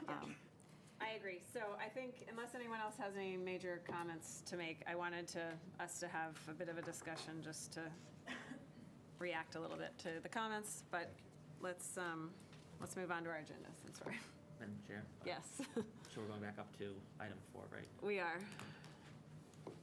Do I hear a motion? Motion to accept minutes from the March 11th, 2019 open session meeting minutes. Second? All in favor? Aye. Aye. Okay, next item, citizen petitions. Do we have the citizen here for Article 23? Sorry. No problem. Thank you. This is first time I'm participating in a town meeting, so that's a lot of great insight. I guess I'll be back here more often You sure? to know what's going on. Because I have kids that play sports, and I play sport internationally. I used to hate turf, but my son loves it, so I don't know what's the difference between the age, but we'll figure that out. My name is Paul Jacques. I reside at 150 Waverly. May I ask, sorry, if you guys can be quiet, thank you. My name is Paul Jacques. I reside at 150 Waverly Road. I've been living in North Andover for the past 4 years now, going on 5 years. I am petitioning to have the age exempt removed to join the North Andover Police Patrolman team. I had a great meeting already with Sergeant Sean Daly. I was qualified to go to the next round, but I realized that I needed to have the age restriction removed. So that's what I'm here today to ask for you guys for the approval and then to go to the town meeting to get that approved. Thank you. Thank you. That's about it. All right, thank you. it's on the town warrant now, so it Correct. goes before town meeting, and we vote as, whether we support it or not. Definitely. But thank you. Thank you. Thank you, thank you. So we're going to vote on our recommendations later in the meeting, just so everyone's aware. Okay, so next item is Article 25. Good evening. Bill Callahan, 23 Lyman Road, North Andover. My warrant article, and I could read it, but it's, I could explain it first and then read it. It's very simple. I saw in the paper what's gone on in the town, one of our neighboring towns in Methuen, with their police contract, and the questions that have been raised about conflicts of interest and, major issues that are going on there. And I thought to myself, like, what could happen? How could that happen in our town? And as I did some research into the municipal codes of different towns, and thought about some of the conflicts that come up, I realized that in our town, we have we have the same statewide prohibition that all towns have against school committee members being employed by the town. But that does not apply to the other elected officials, to the Board of Selectmen, the school committee, or the town moderator. So, and to be clear, you can't work for the schools and be on the school committee. So this would be a very simple addition to the charter. So basically, what the warrant article suggests to do is to ask the state legislature in a special act to amend the current North Andover charter by means of special municipal legislation. And what that would mean is we would change the charter of the town. It would go in Chapter 6, Section 1, Subsection 4, which is on general government, basically, and qualification, general provisions. And it's very simple, one line. And it would say, no current or future member of the Board of Selectmen, the school committee, or the town moderator shall simultaneously hold any other office or position, the salary or compensation for which is payable out of the town treasury. So the idea is pretty simple, that while you're actively working for the town of North Andover, you could not serve as an elected official. You could serve upon your retirement. You could also participate as a town official in many other ways at town meeting. You could testify. You could serve on an unpaid board, an unelected unpaid board, but you could not simultaneously work for the town and be on the Board of Selectmen, the school committee, or the town moderator. And so as we saw in Methuen, part of the situation there was that, the police contract that was signed, had a number of conflicted parts to it, and they're ending up in a situation now where they actually have a possible FBI investigation into how the contract was passed. And so there are, plenty of competition in town for plenty of people in town who are eligible and willing to serve, and so I think this is just a very simple, good government provision to add to the town charter. Any questions for Mr. Callahan? All right, thank you.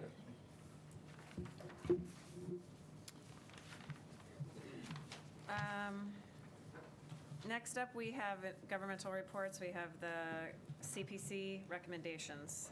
Do we have someone from, Bill's on the CPC. Donovan's in the back. That's not why I was here. I mean, I'm not. Is anyone, John's not here. I thought John was coming to do it. So why don't we just put it off? Yeah, all right, we'll table it for now. Planning board. I see we have our planning board chair here. Hi. Hello, thank you. So what do you guys want to know about? The articles. Walk us through your. The articles on the All right. warrant for 2019. All right, so in our non-recreation free time, we have come up with some other articles. So Articles 4 and 5 are just standard articles about allowing to grant easements and things like that. So that appears every year so that you guys can do your job during the year and not have to wait for town meeting. Article 26 is supported by the planning board. This was a citizen proposal that came forth. This is on 114. dance studio moving from one building to another, just needs a rezoning. It's in a commercial area. We think it's a perfect fit for that area and that building, so planning board's in support of that zoning change. It really is only going to affect that one parcel. Article 27 is earth removal. So that was from the planning department, came to us, wanted to clean up some of the language in the earth removal bylaw. Jean Enright really did her homework, prepared that, presented it, and not a lot of questions from the planning board on that. I don't think it's a very controversial one. 28 is a zoning amendment to the Corridor Development District. This is along 114. This came to the planning board as a proposal regarding a property at the corner of Route 114 and Hillside. What they're proposing to do is to combine 2 or 3 lots there. As of now, it would be 2 lots. And they wanted to put in a drive-through bank and a drive-through coffee shop. Originally, we were looking at whether or not just rezoning that particular parcel made sense. We decided that rezoning that particular one parcel didn't make sense. It made sense to look at the whole district in its entirety. And based on the history of the Corridor Development District, what has happened there, what has not, mostly what has not happened there, we felt that it was appropriate to reduce the lot size requirement to 1 acre. And on the other side of Route 114, it is 1 acre. This is making those in conformity. Really, to get any kind of development in that area, you have to put lots together because most of the lots are not 1 acre. So what they would be able to do specifically, and this affects the whole district, but really there are only 1 or 2, maybe probably 1 to 3 lots that it could possibly affect, but this one it would affect. It would allow for the drive-through bank. We did not amend it so that it would allow for a drive-through coffee shop. We didn't think that that was appropriate for that area. So the coffee shop drive-through remains the same as it is now, where you need a much larger area and a much larger setback. So really, this allows for this potential proposal, which would still have to come to the planning board for a special permit, to potentially go forward with the drive-through bank. Felt that the hours of operation there and really the flow of the drive-through blank shouldn't have much traffic impact, but we would get traffic studies later on to verify that, and it makes the 2 sides of the street more in line. Warrant Article 29 is about sign ordinance or bylaw. So we have a sign bylaw right now.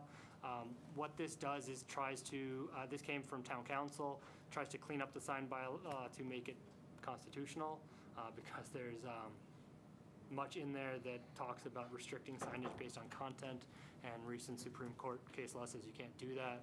So this is just cleaning up that to remove anything that we're concerned about. At some point in the future, I think we should look at the sign bylaw and see if it really, all of it makes sense, because I think there are things that should be changed, but this is more just to clean it up, to make it legal, and then later on we can actually make substantive changes. The last one, Article 30, was presented to us from the Planning Department. This is to remove the overlay at the Osgood, at 1600. So basically, the overlay has been there for 10 years, which allows for kind of a residential development. Obviously, nothing's happened from a zoning perspective. We don't need to change anything, but it doesn't really make sense to have an overlay that nobody's using. Nobody really has shown any desire to use. Probably better from a zoning perspective to clear the slate, make it back into the industrial that it's really designed for. If a project comes forward later on that requires zoning changes, we can look at it more specifically as to a specific project, but it kind of removes this kind of vestige that just didn't work out. So to put it succinctly, Article 30 removes the overlay, which means no residential could be built there, as opposed to right now where residential could be built there. Correct. I mean, putting aside any zoning nuances underneath. 40B implications and stuff like that, but yes. What happens, there was a amount of money that was paid by the state when that zoning was put in place. Given for the fact that it was 40R and the development would take place. What happens with that? Does that have to be repaid, or what? Good question. We'll ask it. I'll make a note to ask that. I do not know the answer to that. I think it was $600,000. Okay, yeah. So It'd be good to know if that has to be repaid, if that's, if that article is lifted.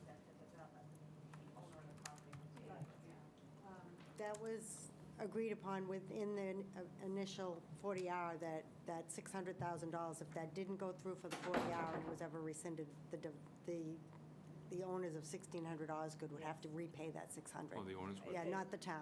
Yep. Exactly. I Yep. remember it, and Oh, it was. that's good to know. Yeah, they're supposed to repay that. it's my understanding that the owners are amenable to this, so. Okay. So they're in agreement with the article and. As that is what we were informed, that they don't have any objections to it. So that's pretty much the warrant articles from the planning board as of now. The signs one, we haven't finalized to make our recommendation yet, just because we're still reviewing it. We've been busy. And the community preservation, that'll also come to us. We haven't taken a vote on that one yet, just because we haven't gone through it. So got it? So just to clarify back on the one with the drive-through Yes. coffee and gas, or coffee and bank. Yep. You changed the entire, Corridor development. Corridor, CGD 2, but I it's think it is, on only- that side of the street, okay, to make it so that only 1 acre is required right. for building. It was 2, we reduced it to 1. That allows this project, it may allow other projects, and that's in line with what's across the street and kind of what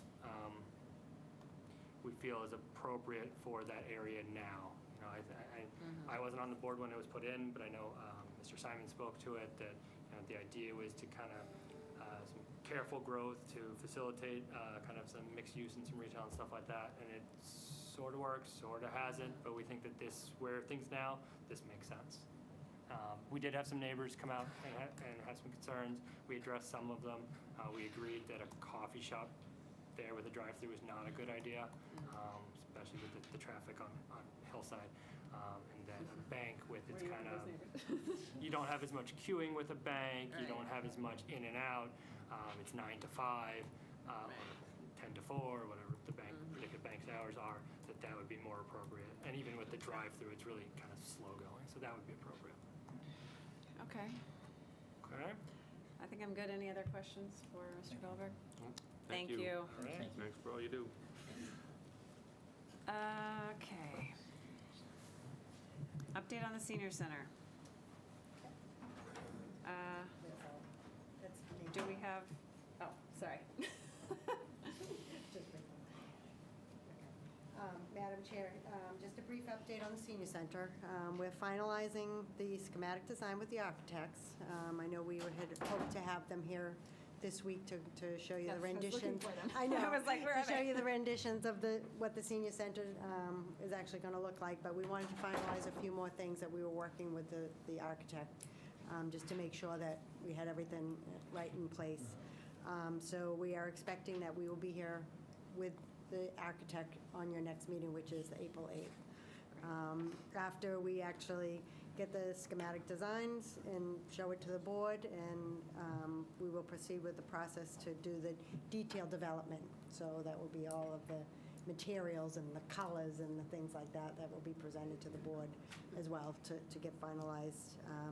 We'll have to go for the site, for the building permits. Once the planning board approves that, then we'll be able to go in further get ready for the bidding process for construction. So, but with the design, it's coming before the board. Just renditions. Just renditions. So Yep. we still have an opportunity to weigh in or get Absolutely. input from Yep. seniors or others. Okay. Yep. That's all. And we finalized, we met with Minco today, me and town council, and Jim Stanford. Jean and Wright's on vacation, so she wasn't available today. So we've finalized the site plan with them. We're working on the final paperwork to put it down in writing, what we discussed and how to proceed, so that we can both go into permitting together. So we want to go in as a unified and get, basically get on the project and start the project to get economy of scales, to save costs for the whole project and save the town a little bit of cost doing it as one project versus bringing in separate construction at different times. So it's more beneficial for the town to, cost-wise. So we'll proceed once we get to permitting, and the permitting will take a period of time. We're expecting that we'll go to permitting in May, and we're expecting probably a leeway of 3 to 4 months before it actually gets approved through permitting, considering the different meetings and the third-party site review that they might require. And what is our targeted opening date? I forget. I can't determine that yet until we have to actually get the permit, and then we have to proceed for, basically plan the schedule after we get the permit. Okay. Yep. Okay. Any other questions on the senior center? Okay, update on town manager search. Ms. Casey. Thank you. So to date, we've had several meetings. I know the board members have had the opportunity to individually speak to the consultants. On the 13th, we had the meeting with the consultants, and the senior managers had a meeting, and also the staff had a meeting to give input on what characteristics and traits that we think we would like to have in our boss, the next town manager. On March 18th, the search committee met with the consultants to talk about the process and their role in the search. On the 21st, we had our first of 2 citizen input listening sessions. We had one on the 21st and then another one on the 25th. So from that, the consultants have been working on both the position posting and the position profile. So the position posting will go up on March 29th, and that's just a blurb about the position to kind of get people interested in applying for the position. And then the full position profile will go out on April 5th. The deadline is April 29th, so that will give candidates a full month to apply. In the interim, the search committee will be meeting to discuss what they feel are the criterias for evaluating the candidates. So we will hold a meeting. We will not have the consultants with us, but we will hold a meeting independent of that to review what they will be looking for in the criteria for the next town manager and how they will screen the candidates accordingly. The essay questions will go out on May 10th, and they will be due May 24th, so they'll have 2 weeks to respond. The consultants will start their phone interview screening on June 4th, and then they will go to the search committee to review their recommended finalists on the 19th. And again, per the board's purview, they will have the opportunity to look at all the resumes and not just those that MRI is putting forward. They will go through the process. MRI will explain why they're recommending, who they're recommending for interview, but the search committee will be able to deliberate on all candidates. And we have scheduled the interview for the search committee on June 20th. They have put that date aside. It's a Thursday, so they could get all of their round of interviews done on that day, and hopefully have the board do the final interviews, the final 3 or 4 candidates, on June 24th, which is a Monday and a regularly scheduled meeting. So we're hoping to have the process wrapped up in that timeline. Yeah, I have 2 questions. Sure. First one, with respect to the citizen participation, how many people did you have actually give input? I mean, she said 2, right, the 21st and the 25th. What's that? I was going to ask the same thing, too. We had 5 people in total. Total Yes. full sessions. Okay. Yes. Despite the postings and the emails and the Facebook posts and the text messages and the relentlessness, we got 5 people who weighed in. Correct. I will say that the consultant, though, in his years of experience in doing this, said a lot of times when communities are well-run and there's not a heck of a lot of concern about our financial future, and it's likely that they see low participation. When things are going bad is usually when the room is stacked with people who want to see lots of change in the next town manager. The second question I have is that great timeline that you just outlined, is that published on somewhere? Can we get that published? So Yes, we can put everyone's- that on the website. Yep, absolutely. You're gonna put it on the website, or, yeah, There's a that'd be Gantt good. chart. Yeah, I understand that, but I just think it would be nice to have just those dates listed I out there, agree. so everybody, the town people can see that and expect, what's coming next. My time. D, And thank you for the update. It was good. Oh, thank you. for the part where we involved town staff, Yes. did we involve all of our staff had an opportunity to weigh in privately with the consultants, or what was that format like? So the format was, one meeting was with the senior managers, all 7 of us that there are. We met with the consultant. And then there was a second meeting with the department heads, and there was about 15 to 20 people in that room. I will be sending out a communication to all staff that will allow them to be able to make comment individually to the MRI website. So everyone will have the opportunity to give input, all of the staff. In the interest of time, we had to move the meetings along. But MRI told all of the senior staff, as well as the department heads, that they do have the ability to give written input to a website. So if somebody felt uncomfortable making a suggestion in front of the group, they always have the ability to send MRI a confidential email to the website that they have dedicated to the town of North Andover. That's really good to hear. I was going to ask if it was anonymous so that they didn't feel like there was any concerns that perhaps their names or any things that they brought up were released. So I'm glad. Correct. Thank you. And I have also drafted a post that will go to all employees, just telling them what's going on in the process, because it is very important that everyone know where we are in the process, and if they want to give feedback, that they have that opportunity to do so. Dee, I don't know if I was talking to you or maybe Lynn.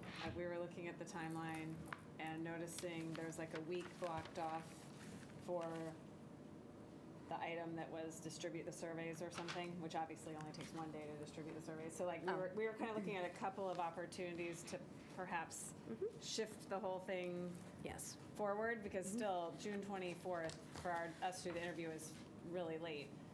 I think there was 2 options. Now I can't find my paper, but there were 2 different places on the thing where we were like, ooh, maybe it could come up a week.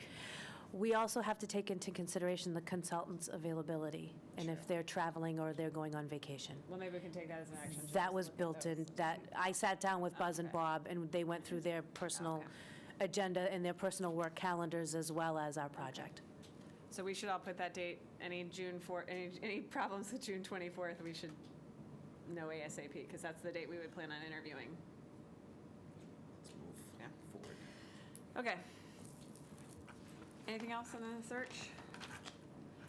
Okay, into consent items. We have North Andover Athletic Association request to use the streets in North Andover for the annual Knights on the Run race.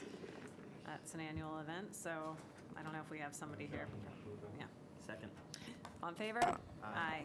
Any opposed? Motion passes. Next item is the request of the festival committee to use the town common for a free summer fitness series. So that was yes, Ashley, what we had last year. Thank you, Ashley. So I am going to disclose that Ashley is my daughter-in-law, but I am not going to recuse myself because it's a request of the festival committee, not of Ashley Valancourt, so I'm going to stay. Okay. So similar to last year, I was hoping to start the first week in June, so June 4th, and do it Tuesday, Thursday, throughout the summer until the last week in August. I think the last day is August 29th. The only difference from last year is that we won't be doing Saturday mornings. Those will become maybe like a one-off here and there, but the regular schedule will just be Tuesday, Thursday. For the same time, so it'd be around 6 p.m. to 7 p.m. is the workout session, and then enlisting some of the local businesses to maybe offer something before or after the class for free for everyone to participate. So all fitness levels, all ages, well-rounded workout plan, but I think we'll stick to probably Zumba on Tuesdays and yoga on Thursdays. I think you did a really neat job last year. Yeah, And it's an example of not every activity in town has to be some big festival, and clearly there was a need, right? Because you had a lot of people turn out every single time. So Yep. thank you for organizing it. Of course, And happy Madam to. Chair, I would motion that we approve the request of the festival committee. Second. All in favor? Aye. Will you be having a Mommy and Me one as well? And I was thinking that. We might need to. I'll have a +1 with me at every class, so. Thank you. You look great. Yes, congratulations. Okay, next item, request of the Exchange Club of Lawrence to use the town common for a display of flags and Flag Day celebration. What a cool idea that they're doing. I love it. I second the motion. Oh, there you go. So I'm Sean DeVan, current president of the Exchange Club of Lawrence. We serve Lawrence, Andover, and North Andover. And I am proud son of a North Andover fireman who's retired. I grew up on when Boston Hill was a ski hill. That's Yeah. when I grew up. But, so it's a great honor for us to actually come and present this opportunity. The Exchange Club's a nationwide service organization, and this is basically a signature event that clubs all across the country, ever since, 100 years ago when the Exchange Clubs were formed.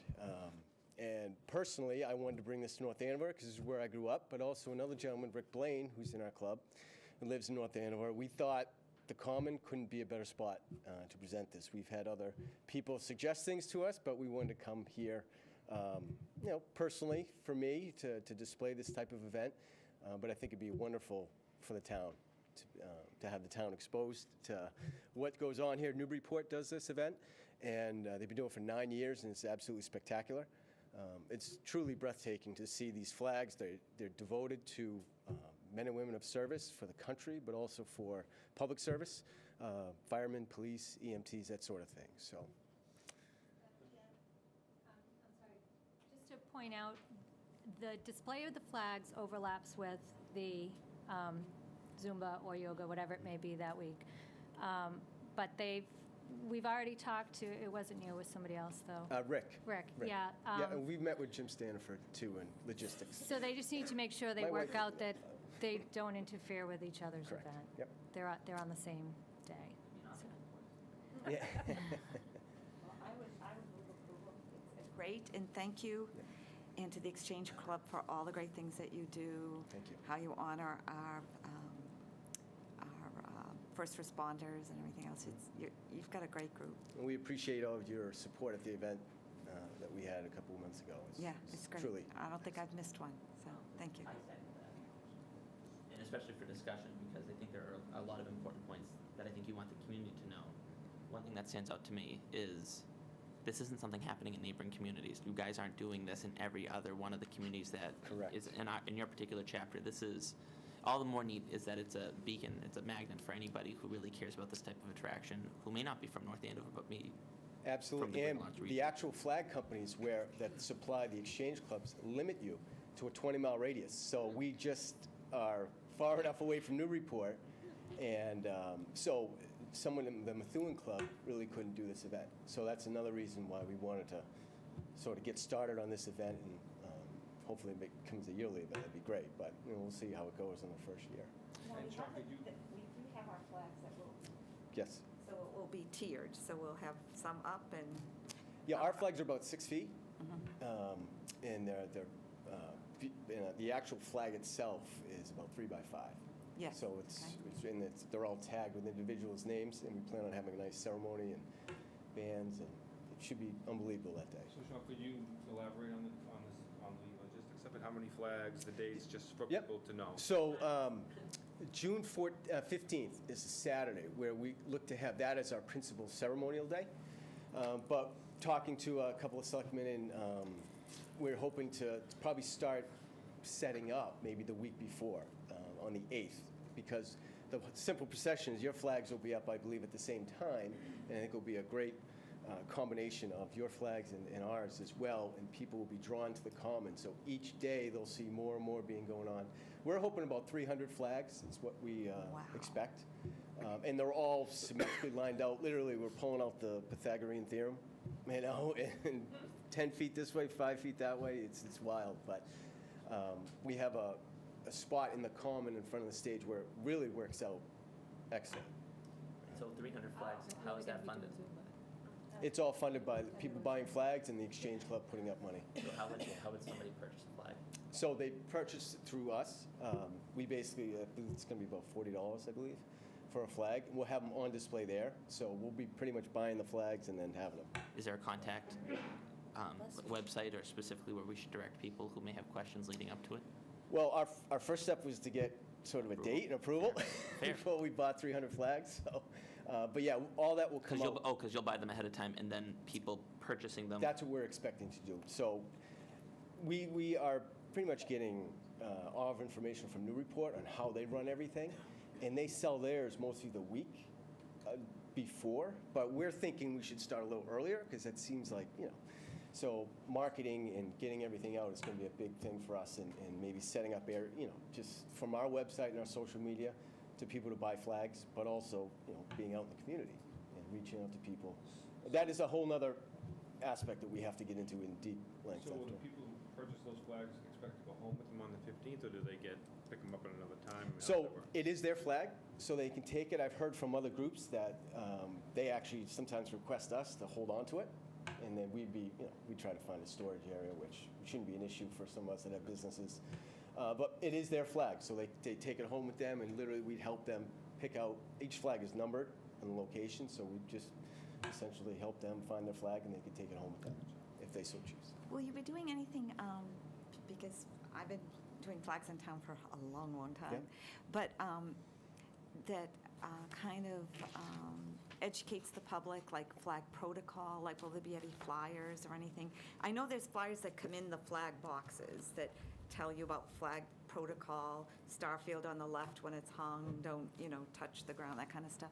I just thought it would be a great opportunity to maybe educate people with proper flag etiquette. You can't have advertising over the flag, or you shouldn't be advertising with the flag and things like that. Yeah, we're open to all suggestions right now. I mean, well, we there's are, one of our past members, and actually the gentleman who brought me into the club is Director of, or Secretary of Veterans Affairs for the state, Francisco Urena.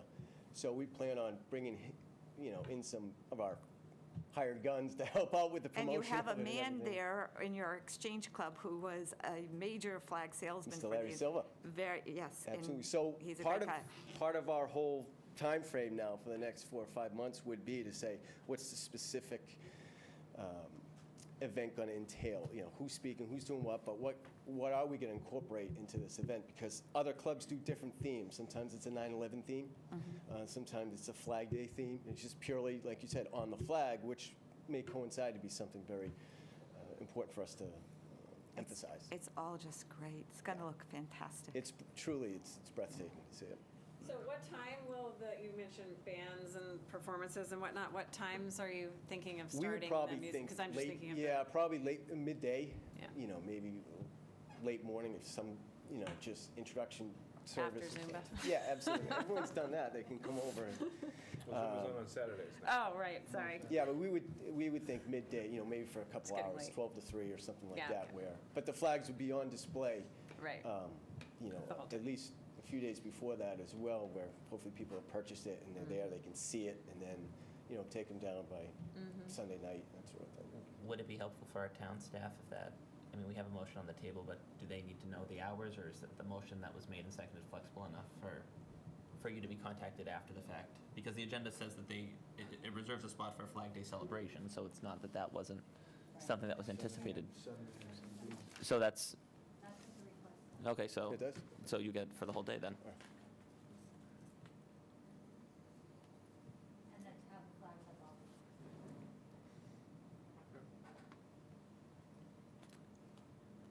Are we ready to vote? Oh, sorry. That was just a nudge. I was thinking about the hours, sorry, I was down. Okay, so Motion made and seconded. motion made and seconded, all in favor? Aye. Thank you. Motion passes. Thank you. Appreciate it. Thank you. Okay, Sasha. next item is the welcome guide that Chris and I Better hurry, Paul, you're losing them. drafted. Paul should sit, he should sit, oh wait, he should sit over here. I know. Closer. So I had this on the agenda last time. I carry it forward this time. I think we took a look, Rosemary had sent us some links. I was not able to look at them, but I think Chris did. Yeah, so, no, and I appreciate that, and I did some more research, and what I found, let's kind of bring the rest of the committee up to speed here, is, the board up to speed, is most of what's out there relates only to a finance committee, and so the one thing that I was really trying to find was a glossary. So I've come up with Glossary in the back. yeah, there are lots of glossaries out there, but they tend to focus only on finance. Okay. So there's a municipal finance glossary, which is from the MMA, and then there's also one from the Commonwealth. So I guess with the board's indulgence here, I would ask if we can kind of, let me sort this out a little bit more and figure out which set of definitions, because this is well beyond me, and it literally runs dozens and dozens of pages. So maybe with a little feedback from those folks who kind of use them all the time, you just tell us which ones, because I think ultimately, we just pop it in as a link, because it's Well, literally, I was just going to say, can we just add a link to Just add the glossaries link that and give, just- so people can look and. yeah. Yeah, so I'll just send you the 2 links, and it just, to try and come up with a new one and to try to edit it down, it's literally hundreds. It is, it is. Yeah, it's just Yeah, kind of I impossible. don't personally feel the need to duplicate all that. Yeah, Let's just put exactly. links to common terms and. Yep. So could I ask for a motion to approve it, subject to Lori adding those links to? Madam Chair, so moved. Second. Thank you. All in favor? Aye. Any opposed? Awesome. I think it's a great idea. Thank you for undertaking it. And, yeah, the language of government is one of its own. So, So the next item is a discussion regarding future bookings at the Stevens Estate. Lynn has some information for us. So, Madam Chair, what I want to discuss tonight with you is my concerns and recommendations to the board on the Stevens Estate and the existence of the Stevens Estate. In reviewing the financials up to date, through today, as well as reviewing the current bookings report, I have several concerns on the Stevens Estate, and that its functionality and profitability and the possibility of having a fairly large deficit this year, which will roll into next year.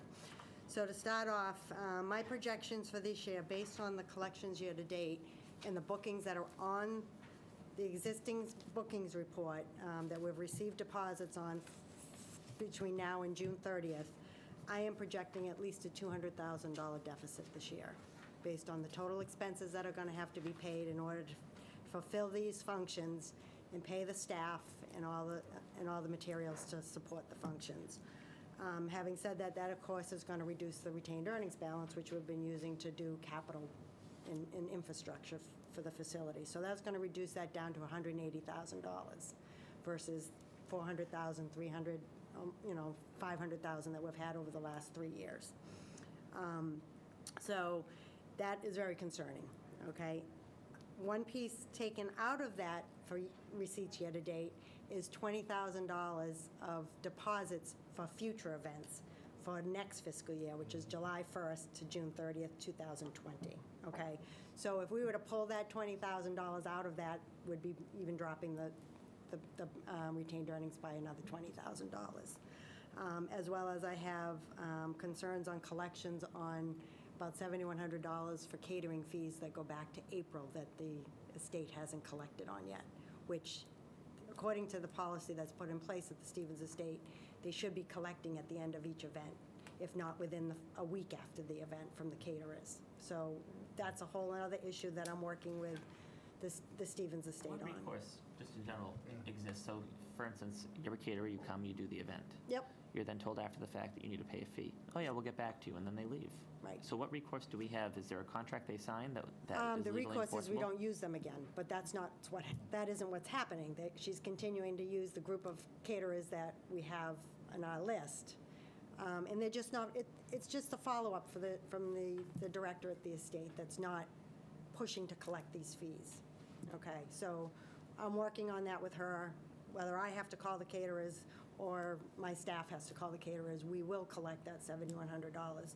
But that's just one more piece of the administrative part of the Stevens Estate that is costing us money because so many people have to be involved in getting all of this. And until these caterers pay up, we are not using them, correct? Or do we have to act as a Well, select board? unfortunately, we have all these events booked using these caterers. So who's responsible if they don't pay? Doesn't the state go after them themselves? or- No, it's money owed to the town. It's not the state. The state is not involved in this at all. Okay, so it's basically we have to go and collect it. Okay, so that's one issue I'm going to address.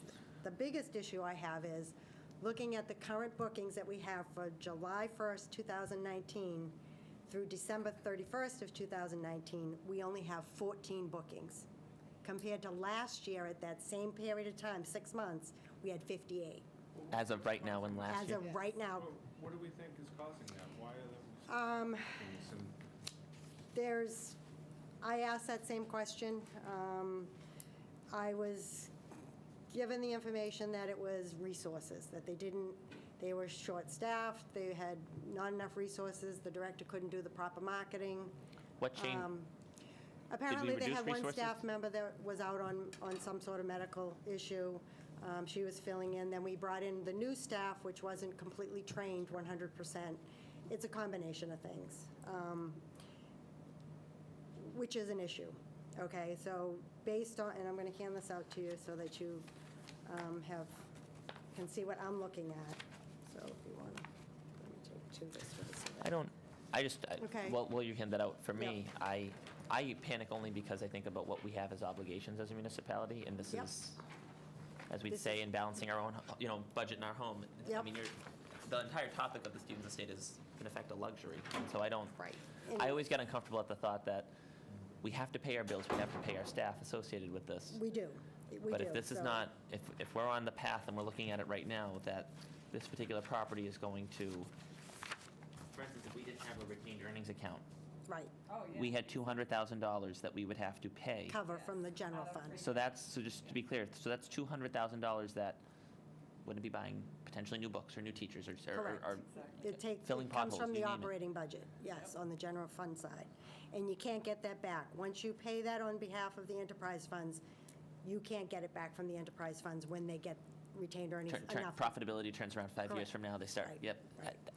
So I did some financial analysis to compare what happened dollar-wise and profit-wise last year for that 6-month period from July to December versus what would happen this July to December with only 14 bookings. The top section is the fiscal year July 18 to December 18. We had a profit of about $18,000. That's actual receipts and expenses. With 58 bookings. With 58 bookings. With 14 bookings, which is what we have right now for July 1st to December 31st, we will have a loss of $80,000. And that is a very conservative projection. I did a level salaries based on the budget, took the total budget amount for salaries, divided it by 12, and said, okay, we're going to spend this exact amount every month for the next 6 months. And I did the same with the expenses and then the general fund transfers. So if you really compare the expenses with the expenses for the previous 6-month period, you can see that they're extremely they're a lot less than what we So- actually had happen in the last 6 months. How many events did we end up actually having? Because it's based on the 58.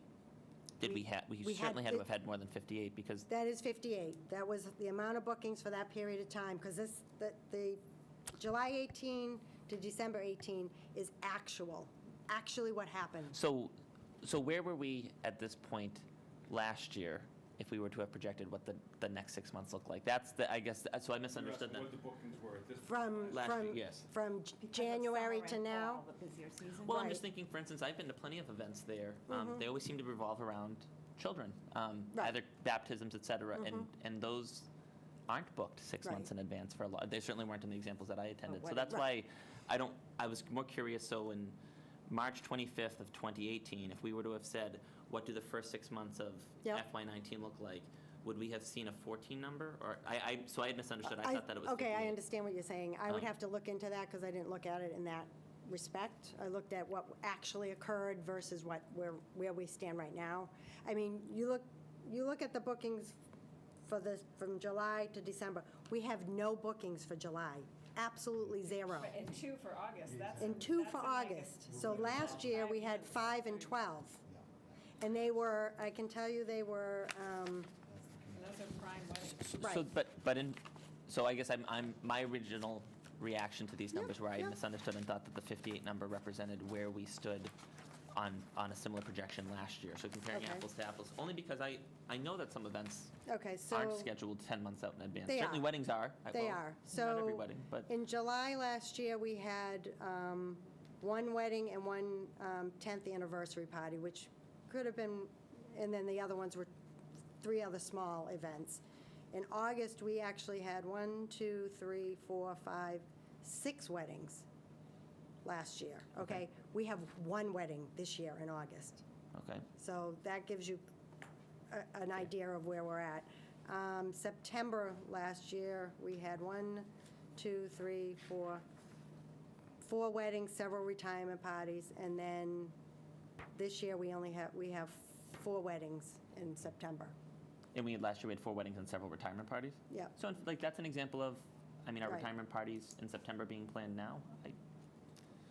They could be, yeah. Is the weddings in July. Right, the weddings in July and Gonna get August. booked. I understand. I'm just saying that I wanted an apples to apples, and that's why I misunderstood. I thought that Yep. this was, and Yep.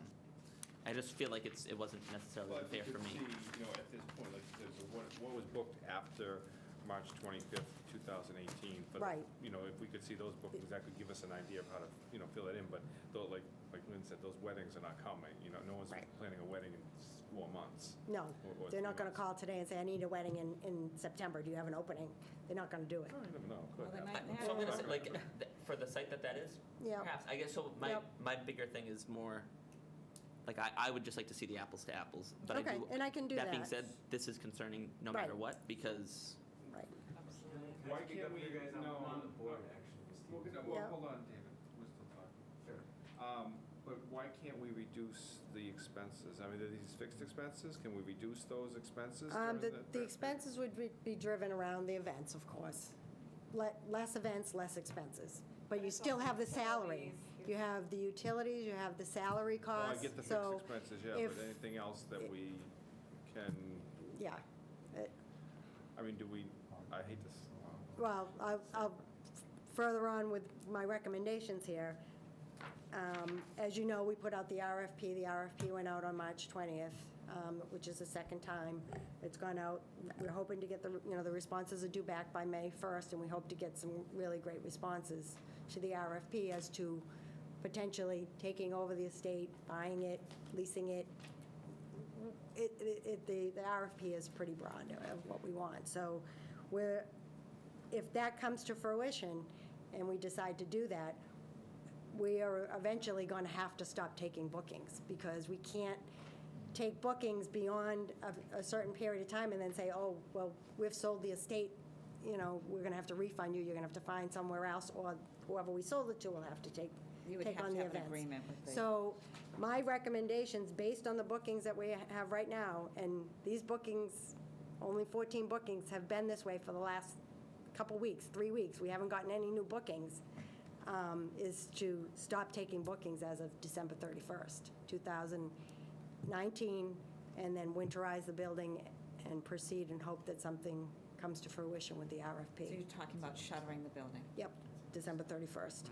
And only with the retained earnings that we have left should be enough to cover the cost for the insurance, having a vacant building, winterizing it, and potentially doing any minor maintenance throughout the winter season to maintain it as it being winterized. I guess my question would be, could we, we haven't got the RFP out there yet. Yes, I mean, have we got responses? I'm Not sorry. till May 1st. May Correct, 1st. Lauren? May 1st, yep. And we've had several people interested in it, or at least Yeah. look at it. They've pulled it. So I would almost suggest, well, I don't know, I'm thinking maybe we hold off until we get those responses and see what we've got in front of us before we make a decision that we're going to stop booking. And then on the other side of it, I mean, I know this has always been a struggle, and, I applaud over the last few years, it's actually been making a small profit up there.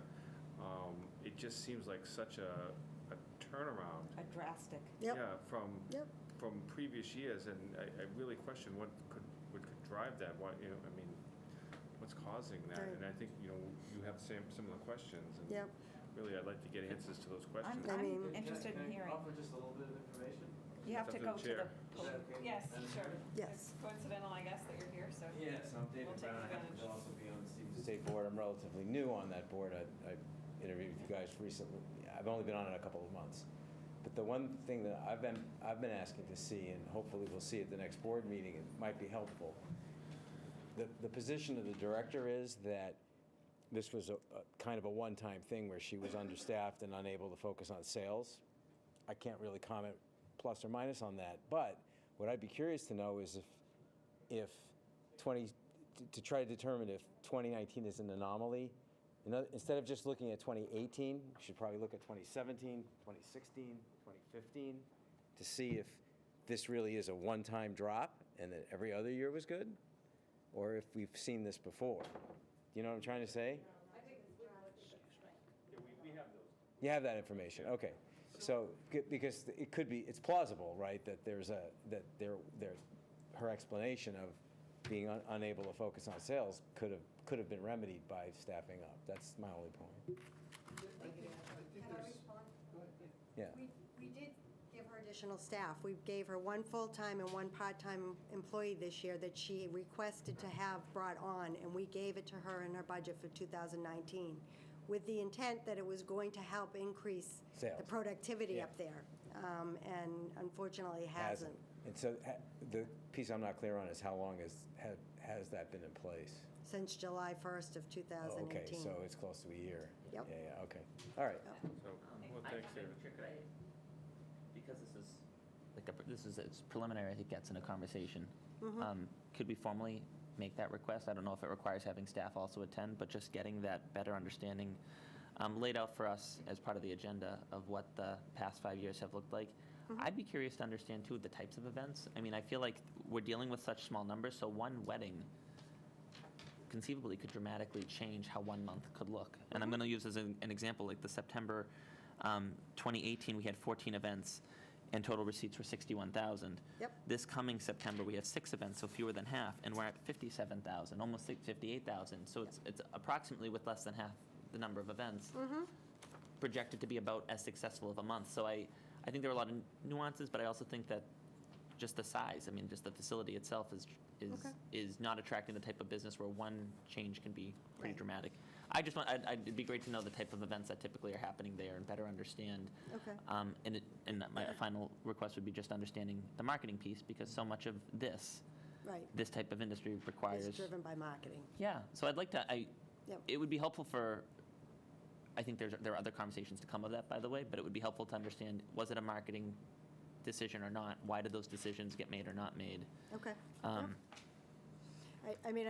also want to point out to the board as well that these costs and these deficits do not include any type of Capital improvements. infrastructure or capital improvements, which right now would take close to almost over $2 million to really bring that estate to where we want it to be and where it would produce and be functional enough that you would attract more events. And I'm not personally suggesting pump the brakes on Yep. on that. I think that we can do both simultaneously, understanding, what interest is out there for the site, but also understanding the current situation of the site, because right now we're dealing with a little bit of information that I think is informative.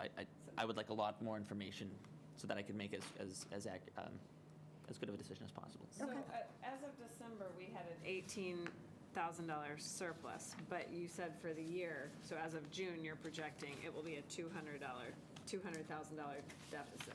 Correct. So Because the revenues. January through Where we're looking at June 30th. through June 30th Yep. takes a major swing. So we don't have a lot of events at all in the first half of the year. So it's not really 6 months that's poor, it's an entire year that's really poor. Right, so we're the collections through today. From anything that's January 1st? From July 1st to today, okay, which is 8 months, 9 months, is only $256,000 when we budgeted $425. Wait, can I understand that? So you're saying total receipts from July 1st until To today? today. It's 256. Even though this says that as of July 1st, we were already at 258? No, as of No, this is December. this current year. Yeah, so, excuse me, from July to December. Oh, 258, that includes the interest of sorry, 258. I'm talking about actual receipts. That includes $2,000 worth of interest. So you're saying we haven't had any receipts since December of 2018? Wait, no receipts no, since December? No, I'm sorry. I apologize. Look, I looked at the wrong report. That we have had receipts since December. That was why, I'm sorry, because I was like, that doesn't Yeah, matter. I apologize. No, it's okay, that's why we I was ask. That's why I'm looking at these reports. They were all through, wait a minute. We have one more report. While she's looking at, for me, this paints a very grim picture, and I'm happy to get more information before we make any drastic decisions, but we cannot carry on and take free cash, surplus operating budget, to operate a function facility, if you ask me. I want that money to go, any money that we have to Back go in into. town services. Town services, yes. I mean, to cover losses of a function facility is just not what I want to see at all. So I certainly want more information, and I hope that this RFP comes in with some good responses. Right, yep. But the reality here is but- that we're looking at something there's something that has changed, right? And it seems to me that there are kind of three components to it, and I think you hit on a couple of. One is it our marketing? Is it what we're doing, right? However you want to kind of appoint that, but is it the people we're doing it? Is it how they're doing it? Is it the marketing? Is it the facility itself? Is there something about the facility itself that is creating kind That's of a not lack of attraction? Yep. And then the third rail of this, I would say, is are there just market conditions that are shifting? You know, I think about it, I think about this the way, think about fax machines, right? People had fax machines, everybody's using fax machines, the internet's out there, faxes started to drop, then all of a sudden, it just got critical momentum, and people just stopped using fax machines.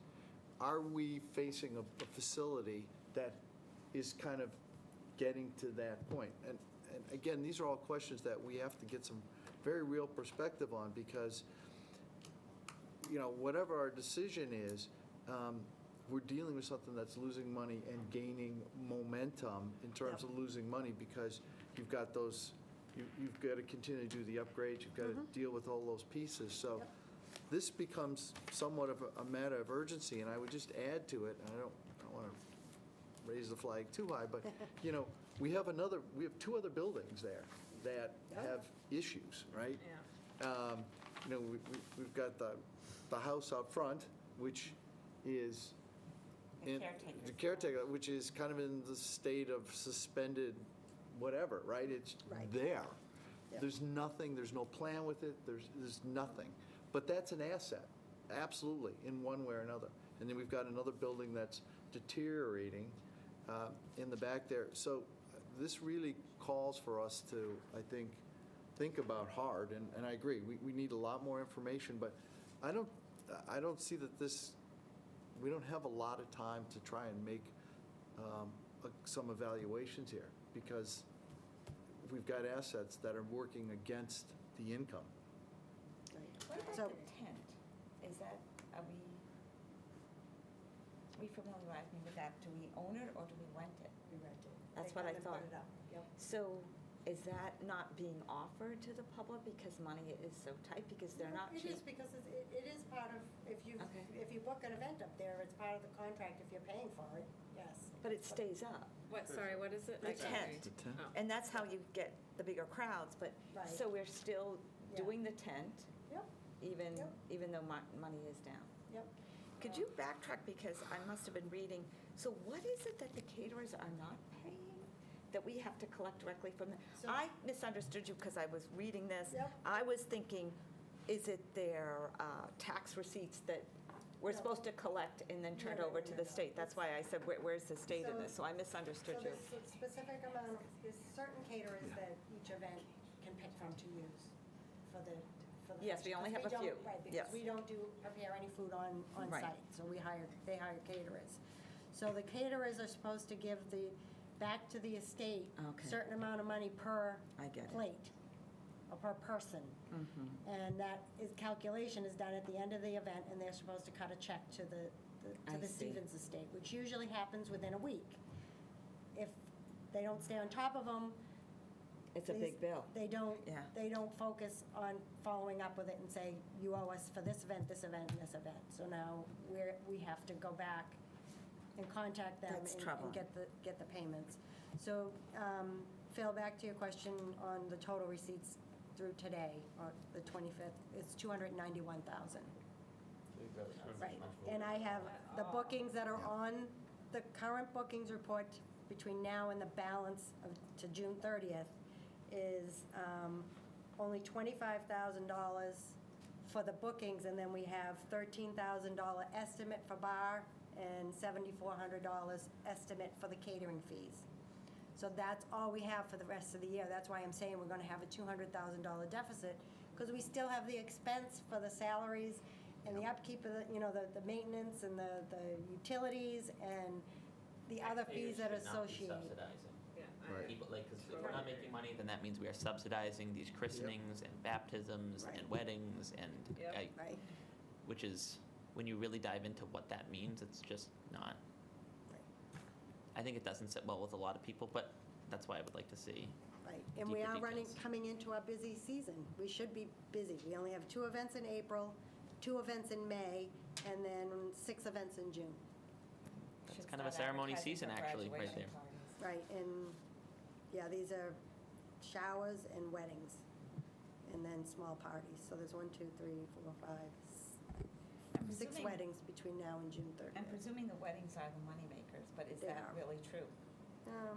Or do we still make very good money even on smaller venues? I mean, I think we the- do, but I think we make the money on the catering and the bar estimates. And if we're not getting paid by our caterer, Right. that's a big problem. So that's the overview of the Stevens Estate. Okay, I guess it sounds like we would like a little bit more information, Yep. and we will take your suggestions up in the next meeting. Yep. Okay. I'm sorry, David. I didn't realize you were here for this point, otherwise I would have taken it out of order. That's all right. It was very educational. Booster Club It's to a play fascinating today. meeting. It's a fascinating meeting to be at, I so. thought you were here for field and other things. Well, sort of. Well, that was interesting, too. So I'm David Brown, I'm 35 Old Farm Road, member of the Fields Committee, the bigger one, for 15 years. More recently, the Stevens Estate Board. I've been the VP of Little League for a long time, and I am still a Booster Club delegate. I was commissioner of softball for about 8 years. So I'm here for that purpose, to ask you for permission to have a temporary batting cage for the girls at McAvoy Field.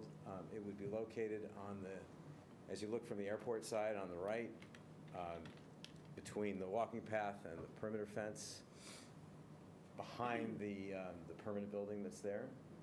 It's a very safe structure. We had it there last year. It's a safe structure. It's the best kind there is because it's a freestanding frame. The net's draped over it. What that means, with my physics and engineering background, is if a ball hits it, since it's freestanding, the metal will give and the ball will drop. As opposed to, if it were in concrete, the ball would could bounce back at you. So it's the safest kind there is. It's temporary. It takes a crew of about 5 or 6 people about an hour to put it up, and it comes right down. And how long will it be up for? We would propose putting it up ASAP, as soon as the weather permits, April 1st approximately, and we take it down at the end of the youth softball season, which would be the middle of August. And it wouldn't interfere with the walking path? No. You would stay away from Be off to the side, just, as it was last year. And how many, so one player would use it at a time, but there'd be like a queue of people? Right. What it's great for is it helps. The high school will use it too, by the way, since they practice there. It makes practices more useful. They're more efficient. You can have kids hitting in there while others are fielding, et cetera, and you don't have to run all over the place to chase the balls after they hit them. If it's in one place the whole time, was it going to damage the field at all? I mean, so you're going to have people batting in that one place at all the time. There's a lot of traffic in one specific area. You plan on like when you think of a driving range, they move the tees. I see. So they don't just destroy the turf in one area. Yeah, I mean, undoubtedly there'll be a little bit of wear on the grass wherever they're hitting from, right? But that's to the side of the walking path between the walk. I mean, that's a rough area to grow grass in anyway. It's filled with pine needles, and, from the trees that are beyond the perimeter fence. But is there grass there now? It's sort of. Yeah, I mean, it's not going to make anything worse, really. And we could actually even up the wear by switching home plate and where you pitch from. Swap it backwards.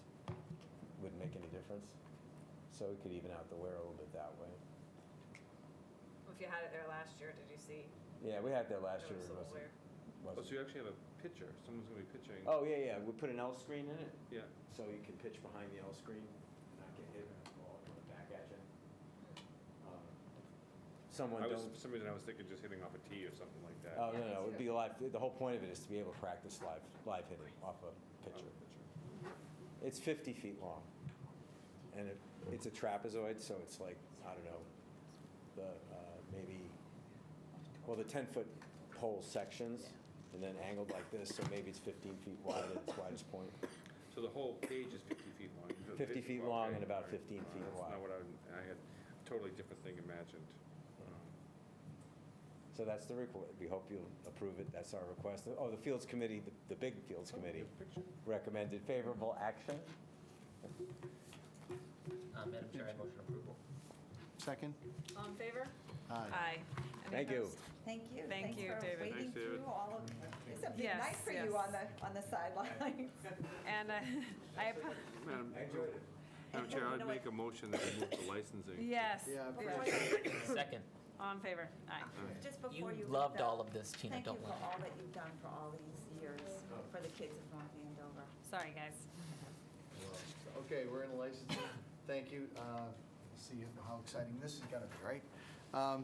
So we have an application for a livery license from Benali Merid on behalf of Merid Limo Inc. And is somebody here to speak to it? Yes, hi. This is the first time I'm here. Yes. It's not easy for me. You know what? I like this neighborhood. I like this area. I'm new. I rent in Royal Crest. And the Royal Crest, they give me permission only for one car because I have two spots. One spot, this is my wife's car. And other spot, this is my limo car. And I was driving limo maybe since 2012 under other corporation, but now I did my corporation. And in this office, I don't need to receive a customer, no. You know, the limo service, we have to accept the job in the phone, that's it. And we have our document in my home, that's it. So this is a new enterprise for you. Yeah, this is the All right. first time here. Congratulations. Yeah. We have in our package all the sign-offs that I can see here, documenting acceptable at Royal Crest and so forth. Are there any questions from the rest of the board? No, so will this be like Uber or Lyft or something? Or is Yeah, I work with Uber too. You work with Uber? But Uber, I need the certificate only for my passport sticker. Okay. Because I get a job from a limo company, they told me you need a passport sticker, yes. Okay. Mr. Chairman, I'll motion approval of the license for, livery license for Benali Murad. Second. Any more discussion? Good luck. All in favor? Aye. Aye. Congratulations. Thank you so much. Thank All you. the The best. first time here. There you go. Come back again. Come back again. You'll never come back again. All right, yeah, absolutely. If I There didn't- was one, yeah. If I didn't have to, I wouldn't come back again. Okay, and we've One got more victim. one more on licensing. An application from Tudu Bene for the Wine Connection here on Main Street for a change of corporate structure and name for all the alcohol license. Anybody here to speak to that? Come on down. Sorry, the crowd's left, but people are still home watching, I'm sure. Oh, don't do that. Hi, my name's Tina Messina, 63 Mifflin Drive. We're just applying tonight to send a corporate status change so we can send it off to the ABC. We're changing from a LLC to an actual corporation. That's all I've got. Okay, well, I would move approval. I will second that. All in favor? Aye. Thank you. Make it so. Thank you for the patience. She's got some vacancies now, I suppose. And I think that's it. So motion to move on to licensing. Motion to move on to licensing. I have a second? Second. All in favor? Aye. Okay, thank you, Madam Chair. Okay, back to, we have an appointment of Marie McAnder-Taylor to the Poet Laureate Committee. Madam Chair, I'll make a motion that we appoint Marie McAnder-Taylor, who is a current employee of the Stevens Memorial Library and a very qualified person to be on this committee, as she has a significant background in literature and multiple degrees in it, so she's very well situated to be on this committee. Absolutely. So I'll second that. All in favor? Aye. Thank you for volunteering. Okay, now we will move on to the town meeting warrant. we have a motion to open the warrant? Madam Chair, I'll make a motion that we open the town warrant. All in favor? Aye. So we accept the warrant before we make the recommendations? We're just accepting what's been added since the last, can someone give us a brief overview of what's been added since the last time? Okay.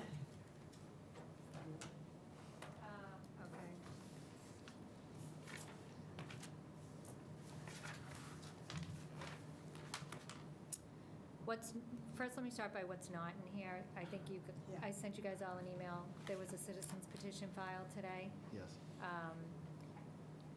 Despite the fact that we requested that citizens petitions be in by March 11th, we have to accept it as long as it's before the warrant's closed for bid, which you will be doing tonight because the warrant has to be closed by April 4th, and you don't have another meeting. What you will do, though, at your next meeting is you'll open the warrant for the special town meeting because we do not have the Columbia Gas articles yet. But those are for special town meeting, and that warrant doesn't have to be closed until 20 days before. So you won't open the warrant for the regular town meeting, but you'll open it for the special town meeting. So that's just a little logistical of what you're going to have to do at your next meeting. As far as what was added, the repeal of Article 10 in the warrant, everything was in here as a placeholder, but the actual article wasn't in the last one, so that's in there now. Town council drafted that. I think everything else was pretty much in there. Planning board recommendations have been added for what they have made recommendations on. They still have a couple that they haven't yet, so those can be done. The recommendations can be done at your next meeting as well, because we actually will go to print the day following your meeting. So even though you've closed the warrant, you can still make your recommendations on there.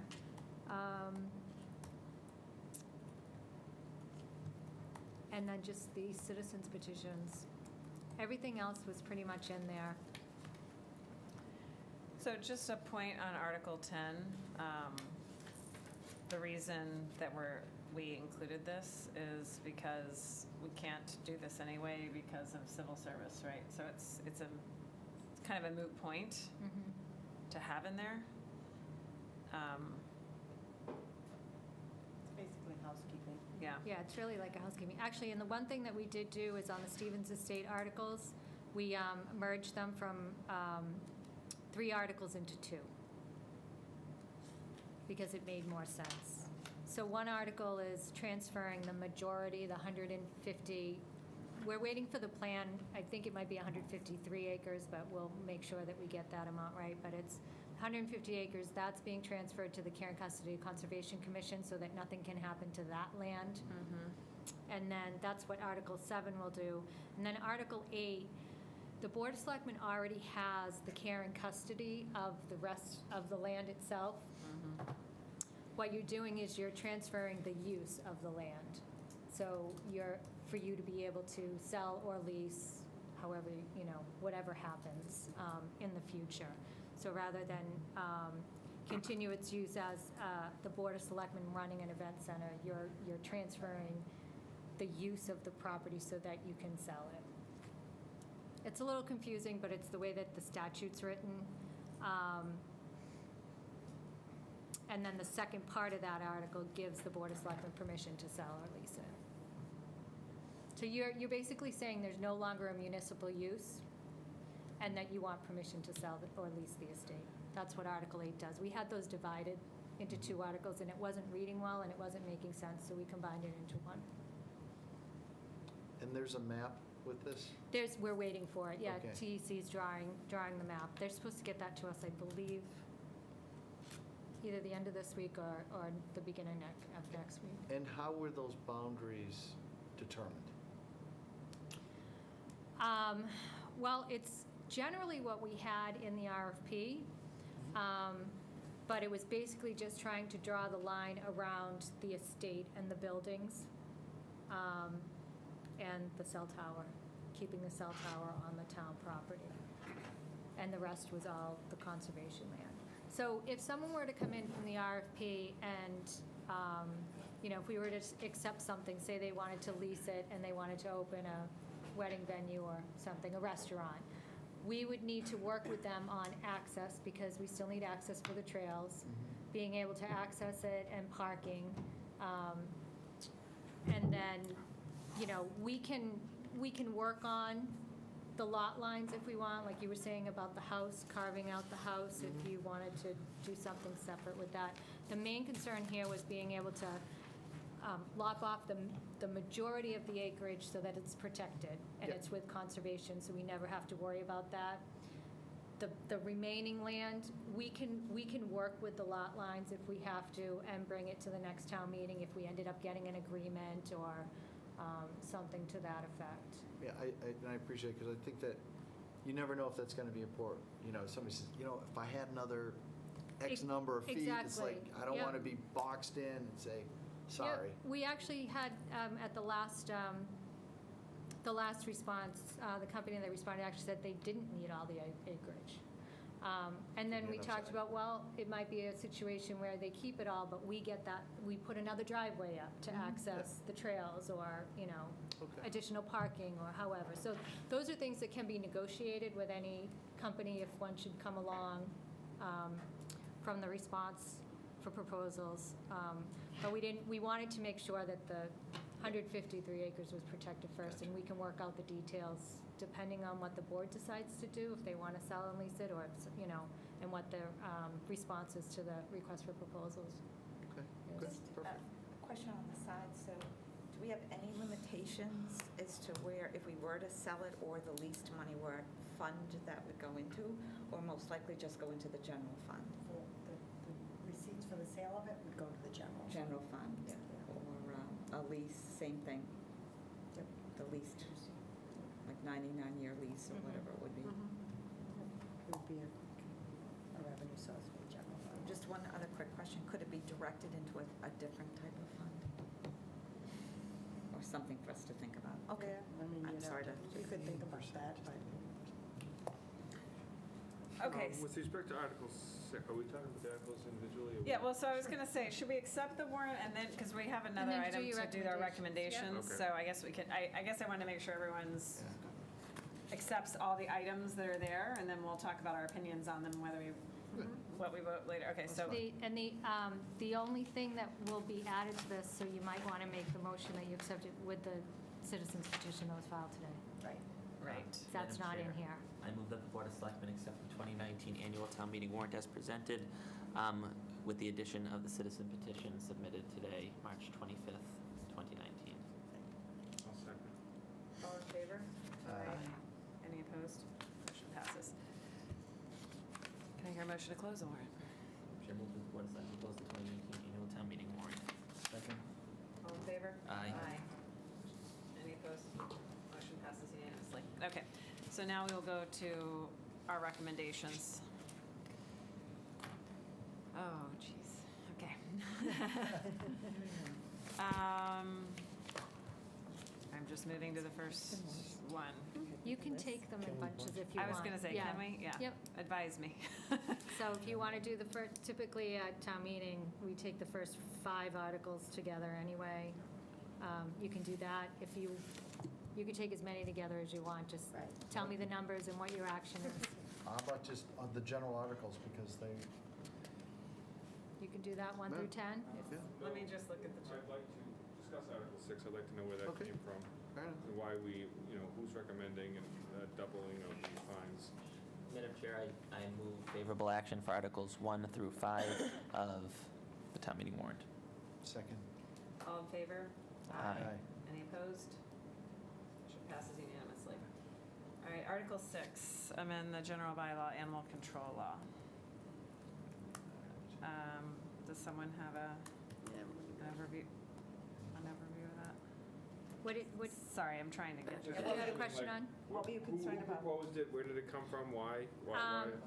From what I understand, the statute changed, and the statute controls the fees. The state statute? Yes. So we're just bringing ourselves in alignment with the Right. state statute? Yep. So And it do was we brought have to town council's attention by the Animal control officer. animal control officer. Do we have to be in compliance with the state? I would say yes. I can check on it if you want to.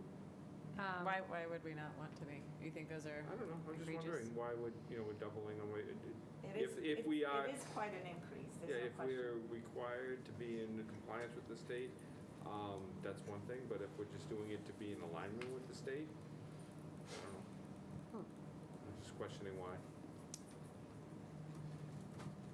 Yeah, I think it's a fair question. I guess so, except it looks, where the hit comes is the third offense. It's like, Right, it's sort of like right. baseball. It's like, listen, if you get caught the third time for steroids, you're blatant disregard. And I guess I would kind of look at, you get to the third time through, that's basically, to me, thumbing your nose, and I think you should, or something's really wrong there, I think the penalty should be higher. Just I don't think general the dogs philosophy. are on steroids, though. You never know. But that would just I be my tend to agree with philosophy. you. Well, yeah, I guess, third offense or subsequent offenses, I mean, you can get in, we're not actually going up on that one, we're keeping that at 500. I don't know, I guess I just questioned why we were doing it, that's all. If it's because we have to be compliant with the state, that's different. If we just want to be. Well, I think But it's I a can make my question. vote in any way that, I can vote for or against Are you it. looking it up?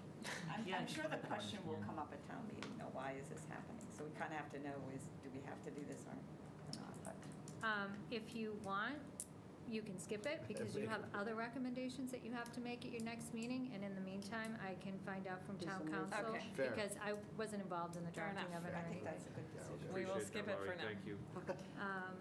So the next article is the transfer of the 150 acres comprising Stevens Estate to the Conservation Commission is 7, and 8 is allowing us to enter into a sale or lease for the remaining portion. Do we need to discuss those? I personally am in favor of them, but Yeah, Madam Chair, I'll make a favorable recommendation for Articles 7 and 8. second? all in favor? Aye. Any opposed? Motion passes unanimously. Okay. Sorry, I can't seem to navigate around this document very quickly, so it's taking me time. Sorry about that.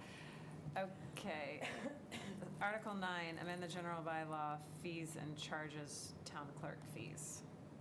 Do we have, Madam Chair, motion Explanation. favorable action, given the explanation that fees are supposed to cover costs associated with the service, and they've identified that the cost associated with the service delivery has increased due to the requirement that they have a special type of paper that these vital records are printed on. special paper? Second. All in favor of favorable action on Article 9? Aye. Aye. Any opposed? Motion passes unanimously. All right, Article 10, as I think we mentioned briefly earlier, is to repeal, or to delete a section of Town Charter, Section 441, striking the subject to Board of Selectmen approval, town manager shall have the power to appoint all police officers below the rank of chief. Reason being, it's subject to civil service, so they Can't can't do do it it anyway. Madam Chair, motion favorable action. Second that? All in favor? Aye. Any opposed? Motion passes unanimously. Next item is appropriation for the capital improvement plan. We've already voted on the capital improvement plan, which we all agreed to, so I guess that should be. Madam Chair, I'll move favorable action. Second. Any discussion? All in favor? Aye. Any opposed? Motion passes unanimously.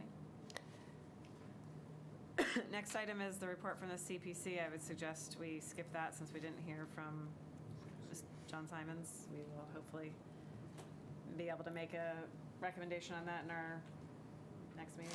We can do that. Yes, you can do the recommendation. I can ask Yeah. him if he can come to the next meeting. I'm Okay. not sure. Thank you. Okay, Article 13. Did I skip one? I'm scrolling. Okay. Article 13, set the salaries of elected officials. Madam Chair, I'll move favorable action. Second. All in favor? Aye. Any opposed? Motion passes unanimously. 14, revolving fund spending limits. This is a standard item, I think. Madam Chair, move favorable action. Any second? Second. Any discussion? So can this, it sounds silly to ask, I just want to better understand this particular article with the spending limit. So it says to see if the town will vote to authorize the following expenditure limits for revolving funds, which means town meeting would have to revisit in the future if we went over that amount, or? They can only go to that amount. That's all it's it. allowed. That's what we vote, I put the budget in for that amount, they can't exceed that. And I monitor it to make sure that their revenues meet the requirements. But most of these, every one of these funds have substantial balances in them anyway, so to start out. I'm actually just realizing I got into the financial articles. Do we want to discuss each of these and take each of these individually, or do we want to just take them all as a group? I mean, we already discussed the budget and all these funds in other meetings, so I just don't know if we need to have additional discussion on it. Just more that particular point, the mechanism for why we put a funding limit, and then, like, why? Because these are revolving funds, so they're funds that have fees associated with certain programs or costs associated with certain programs, and you want to limit and make sure that they're not overspending their budgets on certain funds, these specific funds. And these have to be voted every year. And if you don't vote them, and you decide next year you don't want to vote one for food inspection, that balance in that fund actually closes back out to the general fund. Okay, okay. So they purposely, this is a specific chapter in law that requires that they have to be voted every year. Yep. Well, now you've just made me look at it more closely and think about the fields maintenance line item. And what is? That's for Jim Stanford. He does some minor maintenance. It's not the large field fund. Because all the fields are really maintained by the sports teams. This is just minor ancillary things. other little things. Yep. Right, the motion was made. Yeah, sorry. Okay. Was motion made and seconded? I think so. All in favor? Aye. Aye. Any opposed? Motion passes unanimously. Okay, so 15 through 22 are the rest of the financial articles. Do we want to let me just read through them briefly. Madam Chair, I will move favorable approval for Articles 15, 16, 17, 18, 19, 20, and 21 and 22.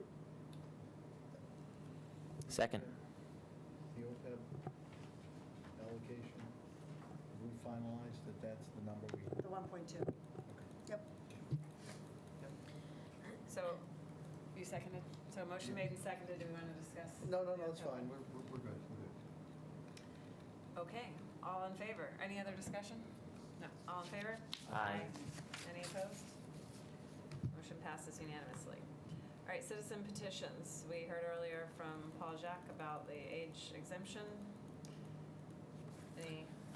We typically we typically entertain a petition like this, if not every year, every other year. And I feel like it's an important thing to do because ultimately whether or not he qualifies for a job depends on his own physical fitness and his ability to pass the test. And so I would motion, or I'd make a motion to recommend favorable action on Article 23. I would second that.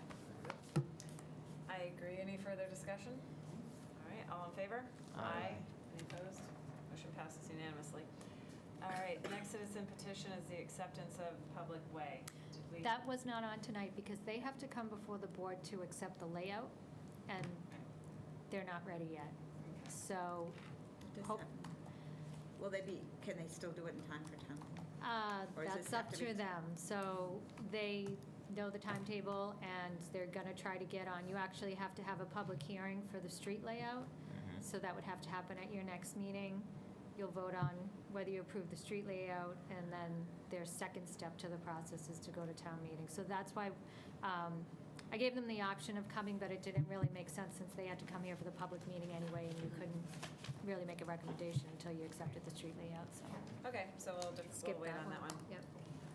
The next item is Bill Callahan's special municipal legislation to amend the charter regarding employees of town holding elected office. I think Mr. Callahan laid out a pretty succinct point, and it's consistent with what our neighbors have. And as we've seen, those neighbors that don't have it are already considering similar proposals. So I would motion favorable action by the Board of Selectmen. I'll second that. Any further discussion? I completely agree. We do not want to get in a situation like we've seen some neighbors have. So if no further discussion, all in favor? Aye. Aye. Any opposed? Motion passes unanimously. Can we vote? We can't vote on the new one because it wasn't on the agenda, so I guess we'll take that in our next meeting. The zoning articles, I think we usually wait for the planning board to give their recommendation, and their recommendation is in here for a few of them, you said? Sorry, I missed that. Yes. I guess we can take the ones that they already voted on, or we can wait till our next meeting if. Do them all. What do you guys want to do? Any suggestions?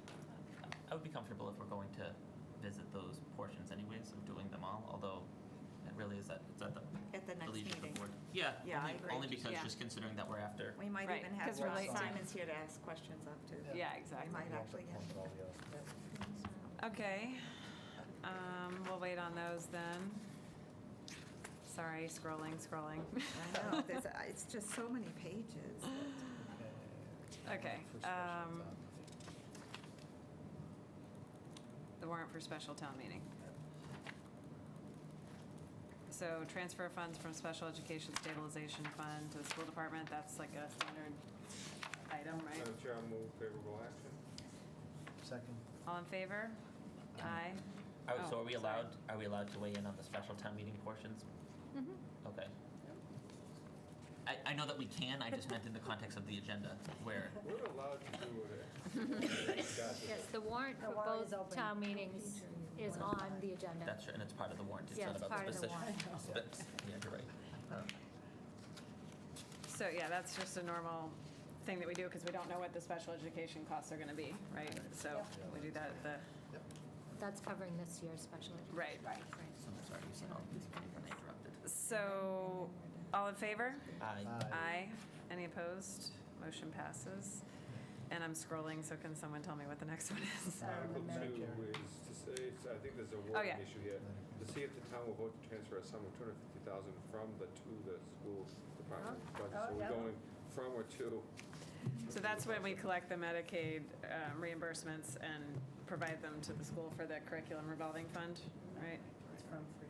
Yeah, just if we could clean up the wording on that. Yeah. Thank you, good catch. Okay, so, I'll move for favorable action. Second. any discussion? All in favor? Aye. Any opposed? Motion passes. And then the last item is the Columbia Gas, which we don't have yet, so we will talk about that in our next meeting. Okay. Moving right along. All of a sudden. All right. I think that the last thing we have is the town manager's report, if anyone has any questions on the reports. Just really quickly, we seem to be constantly posting that DPW position. We're having a hard time filling that. No. That's been on for a while.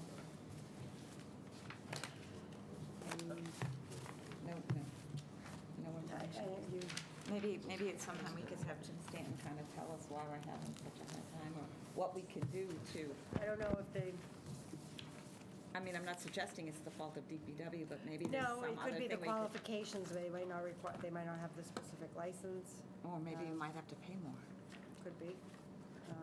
you know? Maybe we're just not It's just an- attracting. It's just an SMEO, It's been on here a long time. Yeah. Well, I think what is happening, we keep having people shift. So this Sam Papalardo was promoted effective 3/18, which opened up this position again. So we have more than one SMEO. So we might be filling an SMEO, but then we might be getting somebody else that's moving to another vacant I position and understand. opening up an Okay. SMEO. So. Okay, so it's a trickle effect in the union. I'm just, So okay. we can. Well, that's what I'm trying to figure out. where we go from here then, if we're, Right. Because everybody keeps wanting to be promoted, well, that's a good thing. They want to stay and they promote from within. and enhance their career, so. Yes, do I hear a motion? Motion to close the meeting, whatever. Adjourn. End it. It's late. Second. All in favor? Aye. Good night, all.